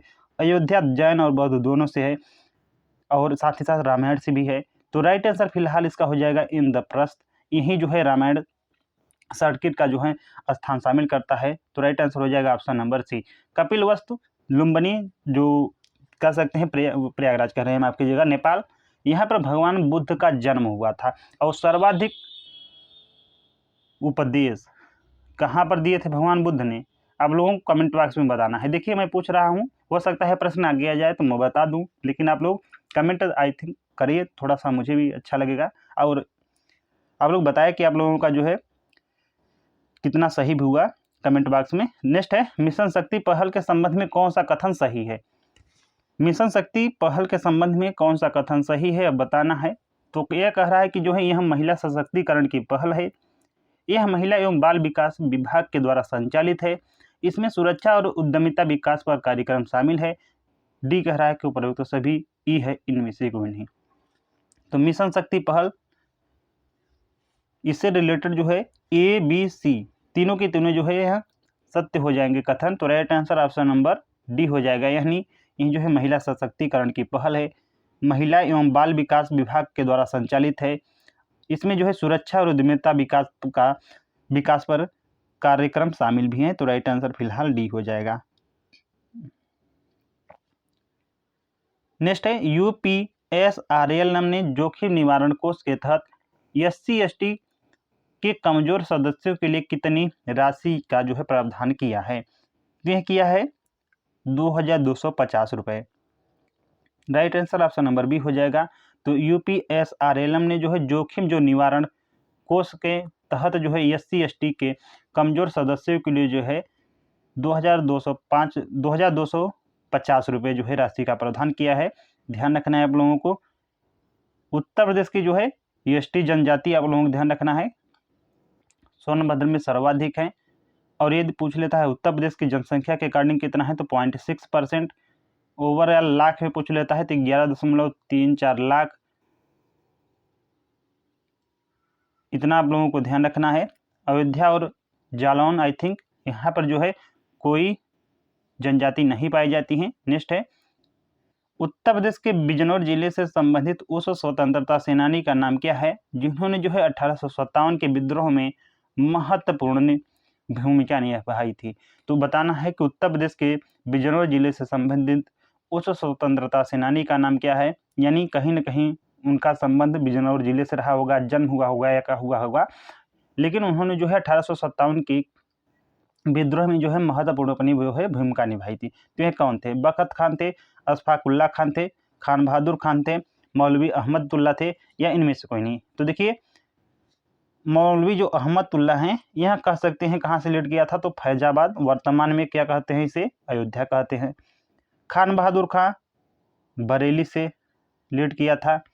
अशफाकुल्ला खान नहीं थे, आप लोग ध्यान रखना है, बाद में आए, जब मतलब पहले थे बाद में आए, हाँ बिल्कुल। इन्हें जो है फांसी दे दी गई थी अशफाकुल्ला खान को गोरखपुर में। बखत खान इसका जो है राइट आंसर हो जाएगा। इन्हीं ने जो है लीड किया था दिल्ली में, कह सकते हैं कि जो दिल्ली में जो है मुगल जो बादशाह था उस समय के, उसी के क्या थे, तो सेनापति थे। तो जो प्रश्न पूछ रहा था कि उत्तर प्रदेश का जो बिजनौर से रिलेटेड है कौन थे, तो बखत खान। तो राइट आंसर हो जाएगा ऑप्शन नंबर ए। इलाहाबाद से लियाकत अली ने, कानपुर से कानपुर से जो है नाना साहब और उनके जो है सेनापति कह सकते हैं, और मतलब कि तत्या टोपे और सलाहकार अजीमुल्ला थे। रानी लक्ष्मीबाई झांसी से, बड़ौस बागपत से शाहमल थे। देवी सिंह जो है मथुरा से लीड किया था। गजाधर जो हैं यह लीड किए थे गोरखपुर से। इतना आप लोगों को जो है याद रखना है। उदा देवी पासी जो है मोस्ट इंपॉर्टेंट, वह भी नायिका रही हैं, जो उन मतलब कि बेगम हजरत के बहुत मतलब कि सहायक रही हैं। कहाँ से, तो लखनऊ से कह सकते हैं उन्हें भी। ब्रिजेश कादिर भी लखनऊ से कह सकते हैं। चलिए अब हम लोग नेक्स्ट देख लेते हैं। मध्यकालीन भारत के प्रसिद्ध ग्रंथ फतवाए जहांगीरी के लेखक कौन हैं? अबुल फजल हैं, जियाउद्दीन बर्नी हैं, अमीर खुसरो हैं, शेख फैजी है, इनमें से कोई नहीं। तो मध्यकालीन जो भारत के प्रसिद्ध ग्रंथ है फतवाए हिंद जहांदारी, इसके लेखक हैं Ziauddin Barani. And right answer option number B हो जाएगा। नेक्स्ट है, साहित्य के क्षेत्र से जुड़ी हुई आप लोगों को पहचान करना है। तो फर्स्ट है निराला, अनामिका, हजारी प्रसाद द्विवेदी मसवाला, यशपाल झूठा सच, डेटा के अनुसार प्रबंध क्या लिखा है भाई, गलत सुन। नेक्स्ट है हरिवंश राय बच्चन कामायनी, इनमें इसमें क्या पहचान, आई थिंक कुछ तो मिस्टेक हुआ है डेटा, कोई बात नहीं है। आप लोगों को ध्यान रखना है क्या करना है, निराला अनामिका तो बिल्कुल यही है, निराला जी जो है अनामिका की रचना की है तो यह राइट हो जाएगा। हजारी प्रसाद द्विवेदी मधुशाला नहीं, मधुशाला तो किसके लेखक हैं, आई थिंक हरिवंश राय बच्चन है तो यह रंग हो जाएगा। हरिवंश राय बच्चन कामायनी नहीं भाई, कामायनी तो जयशंकर प्रसाद। प्रभाकर रंजन सरकार आई थिंक झूठा सच के लेखक हैं। आप लोग जो है इस एक बार जो है मतलब कि देख लीजिएगा, आप लोगों से रिक्वेस्ट है। लेकिन इसका जो है राइट आंसर हो जाएगा ऑप्शन नंबर ए, क्योंकि बिल्कुल 100% राइट हो जाएगा कि जो अनामिका के लेखक हैं यह निराला ही हैं। लेकिन जो है इसमें मैं कंफ्यूज हो रहा है कुछ झूठा सच के लेखक कौन है, तो आप लोग जो है एक बार इसे जो है प्रश्न 78 को देख लीजिएगा। जनजातियों के निवास स्थान के आधार पर गलत सुमेलित युग्म कौन सा है, तो सहरिया है, बैगा सहरिया क्या ललितपुर में पाई जाती है जनजाति, बैगा क्या सोनभद्र में पाई जाती है, खरवार गोरखपुर है, चेरो वाराणसी सोनभद्र में, या इनमें से कोई नहीं। तो क्या पहचानना है हम लोगों को, गलत पहचानना है बिल्कुल, यानी गलत पहचानना है। तो देखिए जो सहरिया जनजाति है यह निवास करती है जो पाठा आई थिंक पेठा जो ललितपुर में है यहीं पर, तो बिल्कुल राइट है। बैगा सोनभद्र में पाई जाती है भी राइट है। खरवार गोरखपुर में नहीं, आप लोगों को ध्यान रखना है। गोरखपुर वाला जो रीजन है यहाँ पे जो है तराई वाला रीजन है, यहाँ पे थारू जनजाति निवास करती है। यहाँ पे खरवार जो है नहीं होगा। खरवार जो है जो वाराणसी साइड हुआ, देवरिया कह सकते हैं, मिर्जापुर हुआ, सोनभद्र, यहाँ पर निवास करती हैं। इसलिए जो है right answer option number C हो जाएगा। चेरो वाराणसी सोनभद्र यह भी राइट है, तो correct answer option number C हो जाएगा। खरवार जो है यह गोरखपुर नहीं होगा। चलिए क्वेश्चन नंबर 18 देख लेते हैं। 80 है, संयुक्त प्रांत आगरा एवं अवध की राजधानी को इलाहाबाद से लखनऊ कब स्थानांतरित किया गया था। देखिए मैं आप लोगों से यहाँ कमेंट बॉक्स में पूछा था लेकिन अभी आ गया है, तो आप लोगों को ध्यान रखना है, मैं बता देता हूँ। 1901, 1911, 1921 या 1935, तो यह किया था 1935 में, तो right answer option number C हो जाएगा। देखिए उत्तर प्रदेश की जो राजधानी रही हैं इस प्रकार, सर्वप्रथम जो है आगरा रही है, कह सकते हैं 1836 जब बना था तो 1836 से 1858 तक आगरा ही रही है। 1858 के बाद जो है जब मतलब कि ब्रिटिश सरकार ने जो है इलाहाबाद कह सकते हैं जो अवध का रीजन मिला लिया, तो यहाँ पर जो है इसकी राजधानी कहीं ना कहीं स्थानांतरित कर दी। आगरा से कहाँ हो गया, इलाहाबाद हो गया। और 1921 से वो नहीं, जो 1800 जो है 1858 से 1921 तक रही। 1921 ईस्वी में जो है आंशिक राजधानी बना लिया गया किसे, लखनऊ को। कब तक, 1935 तक।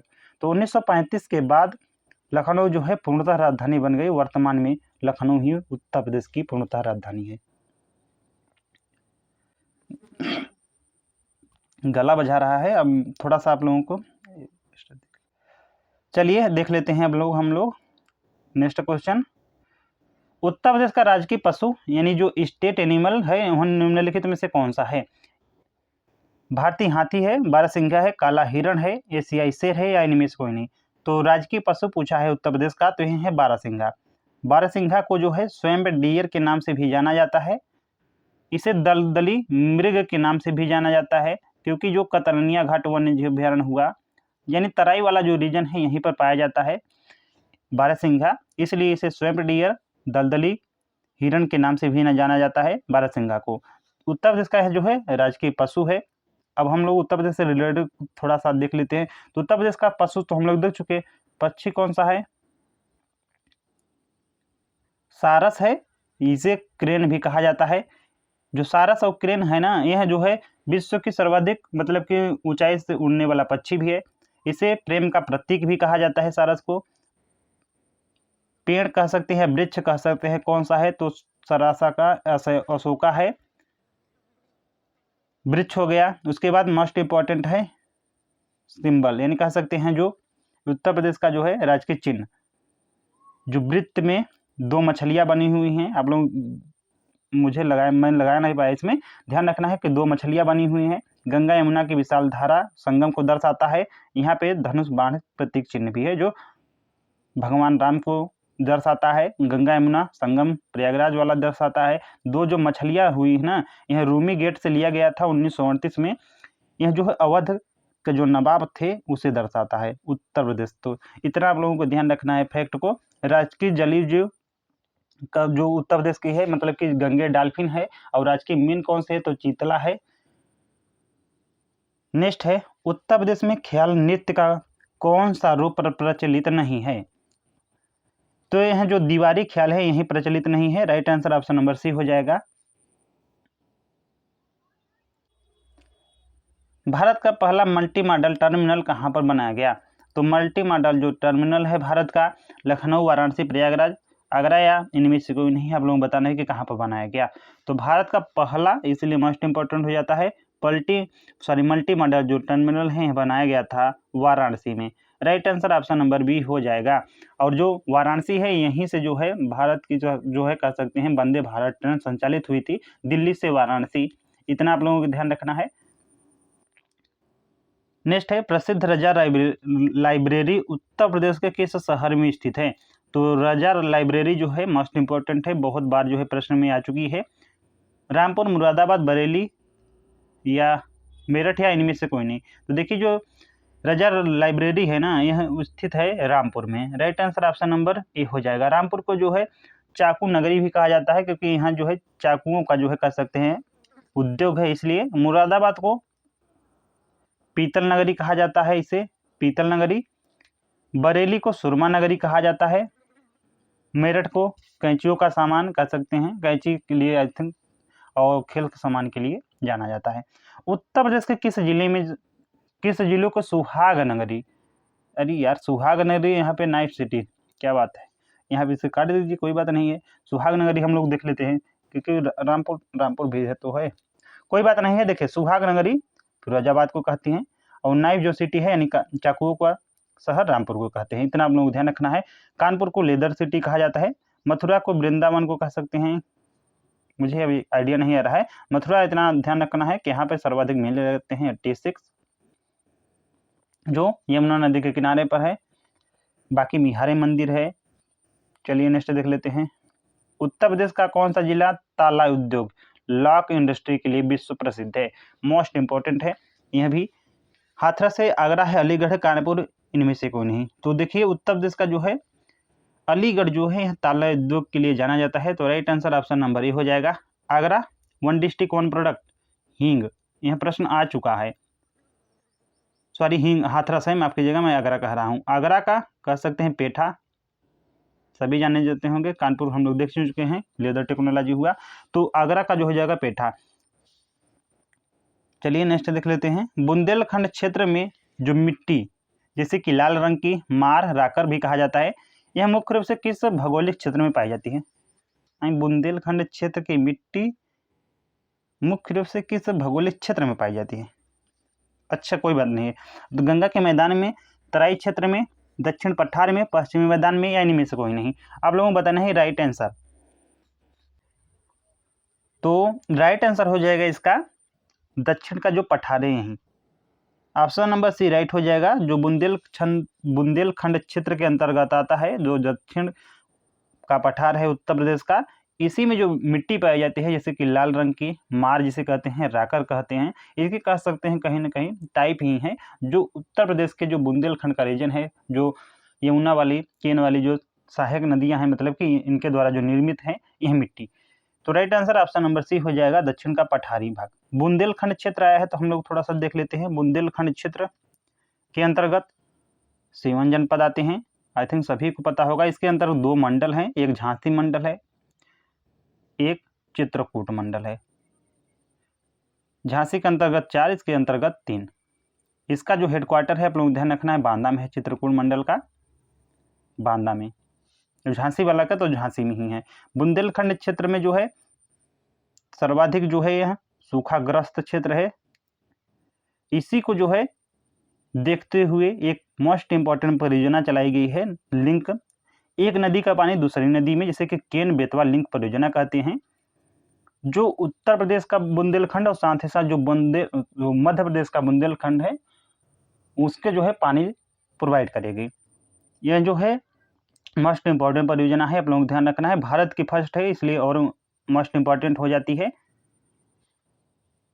नेक्स्ट है जो तराई वाला क्षेत्र है, तो जो तराई वाला जो क्षेत्र है यहाँ जो है उत्तर प्रदेश का जो कह सकते हैं जो उत्तर वाला इलाका है, सहारनपुर से लेके कुशीनगर देवरिया तक। यह तराई वाला गंगा का मैदान विशाल, मध्य क्षेत्रीय हो गया, और पश्चिमी मैदान जो मेरठ हुआ, अलीगढ़, गौतम बुद्ध नगर, शामली, ये सब मतलब कि पश्चिमी मैदान में शामिल हैं। उत्तर प्रदेश के पूर्व मुख्यमंत्री चौधरी चरण सिंह को किस वर्ष भारत रत्न से सम्मानित किया गया?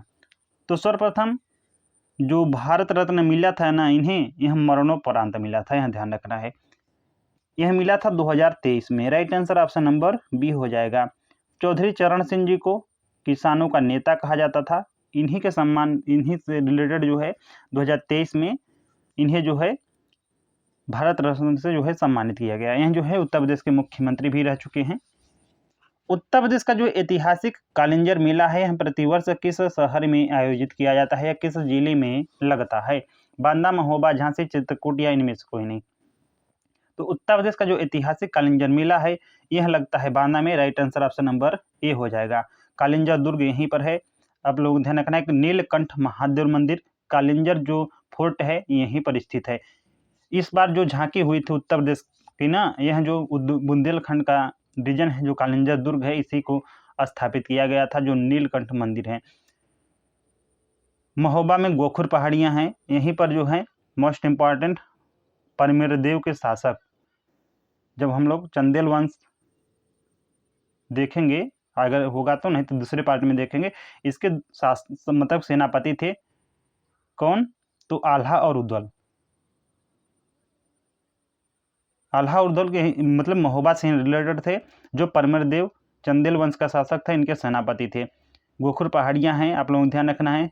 झांसी हम लोग देख चुके हैं। चित्रकूट में जो है एक मोस्ट इंपॉर्टेंट सबरी जलप्रपात है, यहाँ पर जो है मतलब कि सेबरी जलप्रपात है, मंदाकिनी नदी के किनारे स्थित है चित्रकूट। और एक और मोस्ट इंपॉर्टेंट अभी नहीं आ रहा है, देखिए प्रश्न में आया था, हाँ गणेश बाग। गणेश बाग मोस्ट इंपॉर्टेंट हो जाएगा। गणेश बाग भी जो है चित्रकूट में स्थित है। चलिए अब हम लोग नेक्स्ट देख लेते हैं। और चित्रकूट में देखिए एक और मोस्ट इंपॉर्टेंट है, बता देते हैं आया ध्यान में, तो जो उत्तर प्रदेश का चौथा टाइगर रिजर्व है, Ranipur tiger reserve. Ranipur tiger reserve जो है यह कहाँ पर स्थित है? तो चित्रकूट और बांदा वाले रीजन में है। नेक्स्ट है गम बबूल की छाल से प्राप्त रंग का जो प्राथमिक उपयोग है, यह क्या है? उपयोग क्या है इसका? तो गम बबूल यानी जो बबूल पेड़ होता है उसी से मतलब रिलेटेड एक गम निकलता है जो पेड़ है। तो आप लोगों को बताना है कि जो यह गम निकलता है उसके छाल से, इसका यूज किसके लिए किया जाता है? सूती वस्त्र को जो रंगाई है इसके लिए, शराब बनाने या चमड़ी की जो वस्तुएं हैं उन्हीं को रंगाई के लिए, कागज उद्योग के लिए, या इनमें से कोई नहीं। तो यह जो किया जाता है ना, चमड़े की वस्तु जो होती है उसी को रंगने के लिए, यानी चमड़े की वस्तुओं की रंगाई के लिए जो है किया जाता है गम बबूल की छाल से प्राप्त जो रंग का प्राथमिक उद्देश्य है। Right answer option number C हो जाएगा। शराब बनाने में देखिए, शराब बनाने में एल्कोहल जिसे कहते हैं, एथेनॉल मतलब कि एथेनॉल मतलब कि जैसे गन्ना हुआ, मतलब कहीं ना कहीं जो खाद्य पदार्थ होते हैं उन्हें सड़ाकर जो है शराब बनाया जाता है। इतना आप लोगों को ध्यान रखना है। कागज उद्योग बांस से भी और खरपतवार से भी बनाया जा सकता है। यूपी में मोस्ट इंपॉर्टेंट कागज उद्योग कहाँ पर है? सहारनपुर। इसे पल्प सिटी कहते हैं। चलिए नेक्स्ट देख लेते हैं। वर्तमान में यानी 2026 तक, यानी जो है अप्रैल चल रहा है, तो आप लोगों को बताना है कि विधानसभा का गठन अब तक कितनी बार हो चुका है? तो अभी तक 18वीं विधानसभा है तो 18 बार होगा। तो राइट आंसर कौन सा हो जाएगा? Option number C. इसमें कोई ज़्यादा रटने की आवश्यकता नहीं है। 18वीं विधानसभा का अध्यक्ष कौन है? तो सतीश महाना है, यही तो हैं। और सीएम कौन है? तो मुख्यमंत्री योगी आदित्यनाथ हैं। और राज्यपाल कौन है? तो आनंदीबेन पटेल हैं। और सर्वाधिक कह सकते हैं, सर्वाधिक टाइम पीरियड तक रहने वाली उत्तर प्रदेश की राज्यपाल बन चुकी हैं आनंदीबेन पटेल। गुजरात से हैं वो। उत्तर प्रदेश में वर्तमान में कितने जीआई टैग हैं? और उत्पादों के साथ भारत में क्या है? यह शीर्ष स्थान पर है। तो वर्तमान में जो है 81 जो है उत्तर प्रदेश के जीआई टैग है, आप लोगों को ध्यान रखना है। तो right answer option number D हो जाएगा। सर्वप्रथम किसे दिया गया उत्तर प्रदेश का जीआई टैग, यानी प्रथम आप लोगों को बताना है। चलिए मैं बता दे रहा हूँ। तो जो प्रयागराज का सूरखा अमरूद है ना, इसी को दिया गया था 2008 में। 2008 में जो है फर्स्ट उत्तर प्रदेश का जीआई टैग मिला था सूरखा अमरूद को, प्रयागराज वाले को। चलिए क्वेश्चन नंबर नेक्स्ट देख लेते हैं। उत्तर प्रदेश का कुल कितने कृषि जलवायु क्षेत्रों एग्रो क्लाइमेटिक जो जोन है इसमें विभाजित किया गया है? 7, 8, 9, 11 या इनमें से कोई नहीं। तो उत्तर प्रदेश के जो है कुल कितने कृषि जो जलवायु क्षेत्र हैं विभाजित किया गया है? तो यह विभाजित किया गया है 9। Right answer option number B हो जाएगा। और आर्थिक यदि पूछ लेता है तो आर्थिक में 4 क्षेत्र में विभाजित किया गया था। आर्थिक में कौन कौन से? तो पूर्वांचल, मध्य हो जाएगा, और पश्चिमी और बुंदेलखंड हो जाएगा। एग्रो में 9। उत्तर प्रदेश की जलवायु को मुख्य रूप से किस श्रेणी में रखा जाता है? शीतोष्ण महाद्वीपीय, उष्ण कटिबंधीय मानसून, शुष्क रेगिस्तानी, टुंड्रा, इनमें से कोई नहीं। तो टुंड्रा तो होगा नहीं, जो जहाँ पर मतलब रेगिस्तान कर रहे हैं, जहाँ पे बर्फबारी होती है उस प्रकार के मतलब कि जो पेड़ होते हैं उसे टुंड्रा कहा जाता है। वहाँ पे जो जलवायु पाई जाती है टुंड्रा कहते हैं। शुष्क रेगिस्तानी भी नहीं होगी। आई थिंक जो शुष्क रेगिस्तान केवल 2 जिले हैं उत्तर प्रदेश के, आगरा और मथुरा। शीतोष्ण भी नहीं है। तो बचा कौन सा? ऑप्शन नंबर बी, यानी उष्ण कटिबंधीय मानसूनी। Right answer option number B हो जाएगा। उत्तर प्रदेश में सर्वाधिक जो है वर्षा मानसून आया है, तो आप लोगों को ध्यान रखना है किस मतलब कि किस कह सकते हैं कि खाड़ी से होती है? तो बंगाल की खाड़ी से होती है। बंगाल से उठने वाला जो मानसून है उसी से जो है उत्तर प्रदेश में वर्षा होती है। और जैसे जैसे आप लोग पूरब से जो है वेस्ट की ओर बढ़ेंगे, इनकी जो इंटेंसिटी है वर्षा करने की क्षमता जो है घटती चली जाएगी। और साथ ही साथ उत्तर से दक्षिण की ओर भी जब बढ़ेंगे तो इसकी जो इंटेंसिटी है यहाँ क्या होती है? घटती चली जाती है। यही रीजन है कि जो उत्तर प्रदेश का पश्चिमी क्षेत्र है यहाँ पर जो है सर्वाधिक कम वर्षा होती है, बहुत कम वर्षा होती है, जो मथुरा में कह सकते हैं बहुत कम होती है। और वर्तमान में उत्तर प्रदेश में सर्वाधिक जो मतलब कि वर्षा पूछता है तो जो तराई वाला रीजन है यहाँ पर सर्वाधिक वर्षा होती है। तो चलिए अब हम लोग नेक्स्ट देख लेते हैं। अर्थशास्त्र में जीडीपी डिफ्लेटर किसका अनुपात होता है? नॉमिनल जीडीपी और प्रति व्यक्ति आय का, रियल जीडीपी और शुद्ध राष्ट्रीय उत्पाद का, नाममात्र जीडीपी और वास्तविक जो जीडीपी है इसका अनुपात का, कुल निर्यात और कुल आयात का, या इनमें से कोई नहीं। तो अर्थशास्त्र में जो जीडीपी डिफ्लेक्टर है इसका जो अनुपात होता है नॉमिनल जीडीपी और वो जो रियल जीडीपी है इसी का अनुपात। राइट आंसर हो जाएगा ऑप्शन नंबर सी। वर्ष 1858 में उत्तर प्रदेश की राजधानी को जो है आगरा से हटाकर कहाँ पर स्थानांतरित किया गया था? लखनऊ, इलाहाबाद, वाराणसी, कानपुर, या इनमें से कोई नहीं। तो 1858 में जो है उत्तर प्रदेश की जो राजधानी हुआ करती थी पहले आगरा, अब इसे जो है लाकर कर दिया गया है Allahabad. Right answer option number B हो जाएगा। इलाहाबाद को वर्तमान में प्रयागराज कहा जाता है। गीता प्रेस के अध्यक्ष रहे राधेश्याम खेमका को 2022 में जो है मरणोपरांत किस सम्मान से नवाजा गया? पद्मश्री से, पद्म विभूषण से, पद्म भूषण, पद्म विभूषण, भारत रत्न, या इनमें से कोई नहीं। तो जो गीता प्रेस के अध्यक्ष रह चुके हैं राधेश्याम खेमका, इन्हें जो है 2022 में पद्म विभूषण से जो है सम्मानित किया गया था, जो मरणोपरांत था यहाँ। तो right answer option number C हो जाएगा। गीता प्रेस कल्याण पत्रिका है यह निकालती है। जो भगवत गीता है इसकी जो है मतलब कि प्रकाशन भी कौन करती है? गीता प्रेस ही करती है। यह कहाँ से है? तो गोरखपुर की है। आप लोग ध्यान रखना है, गोरखपुर राइट आंसर हो जाएगा। हमारे योगी जी की नगरी कह सकते हैं। उत्तर प्रदेश का कौन सा लोक नृत्य या गीत मानसून के आगमन से ठीक पहले या कह सकते हैं मानसून के दौरान किया जाता है? धुरिया, कजरी, जोगनी, कनरा, या इनमें से कोई नहीं। तो यही है Kajri. Right answer option number B हो जाएगा। पूर्वांचल क्षेत्र में सर्वाधिक प्रचलित है। संगीत का कौन सा घराना जो है ख्याल गायकी और जो ध्रुपद दमार है इनके मिश्रण के लिए जाना जाता है? किराना, आगरा, रामपुर, अतरौली, या इनमें से कोई नहीं। तो यह है आगरा घराना। जो आगरा घराना है राइट आंसर हो जाएगा ऑप्शन नंबर बी। यही से जो है ख्याल गायकी और जो ध्रुपद धमार है इसी के मिश्रण के लिए जाना जाता है। Right answer option number B हो जाएगा। लास्ट क्वेश्चन है, उत्तर प्रदेश के किस क्षेत्र में कंकरीली पथरीली मिट्टी मुख्य रूप से पाई जाती है? तराई क्षेत्र में, भाभर क्षेत्र में, मध्य मैदान क्षेत्र में, दक्षिण का पठार या इनमें से कोई नहीं। तो देखिए कंकरीली पथरीली मिट्टी जो पाई जाती है यह उत्तर प्रदेश का जो है जो सबसे उत्तरी जिला है, कह सकते हैं सबसे उत्तरी जो थोड़ी सी पट्टी है, ज़्यादा तो नहीं पाई जाती है। सहारनपुर बिजनौर वाला जो रीजन है यहीं पे जो है सर्वाधिक पाई जाती है, जो हिमालय से मतलब शिवालिक से सटे हुए हैं। तो राइट आंसर भाभर क्षेत्र जो है करेक्ट हो जाएगा। तराई क्षेत्र इसके जस्ट नीचे है, मध्य क्षेत्र इसके जस्ट नीचे है और दक्षिण का पठार जो है यहाँ सबसे नीचे है। दक्षिण का पठार कह सकते हैं, इसे जो है 2 भागों में बांटा गया है। एक बुंदेलखंड का पठार जिसके अंतर्गत 7 डिस्ट्रिक्ट आते हैं और साथ ही साथ कह सकते हैं थोड़ा बहुत प्रयागराज का जो दक्षिणी रीजन है, और एक है बघेलखंड का।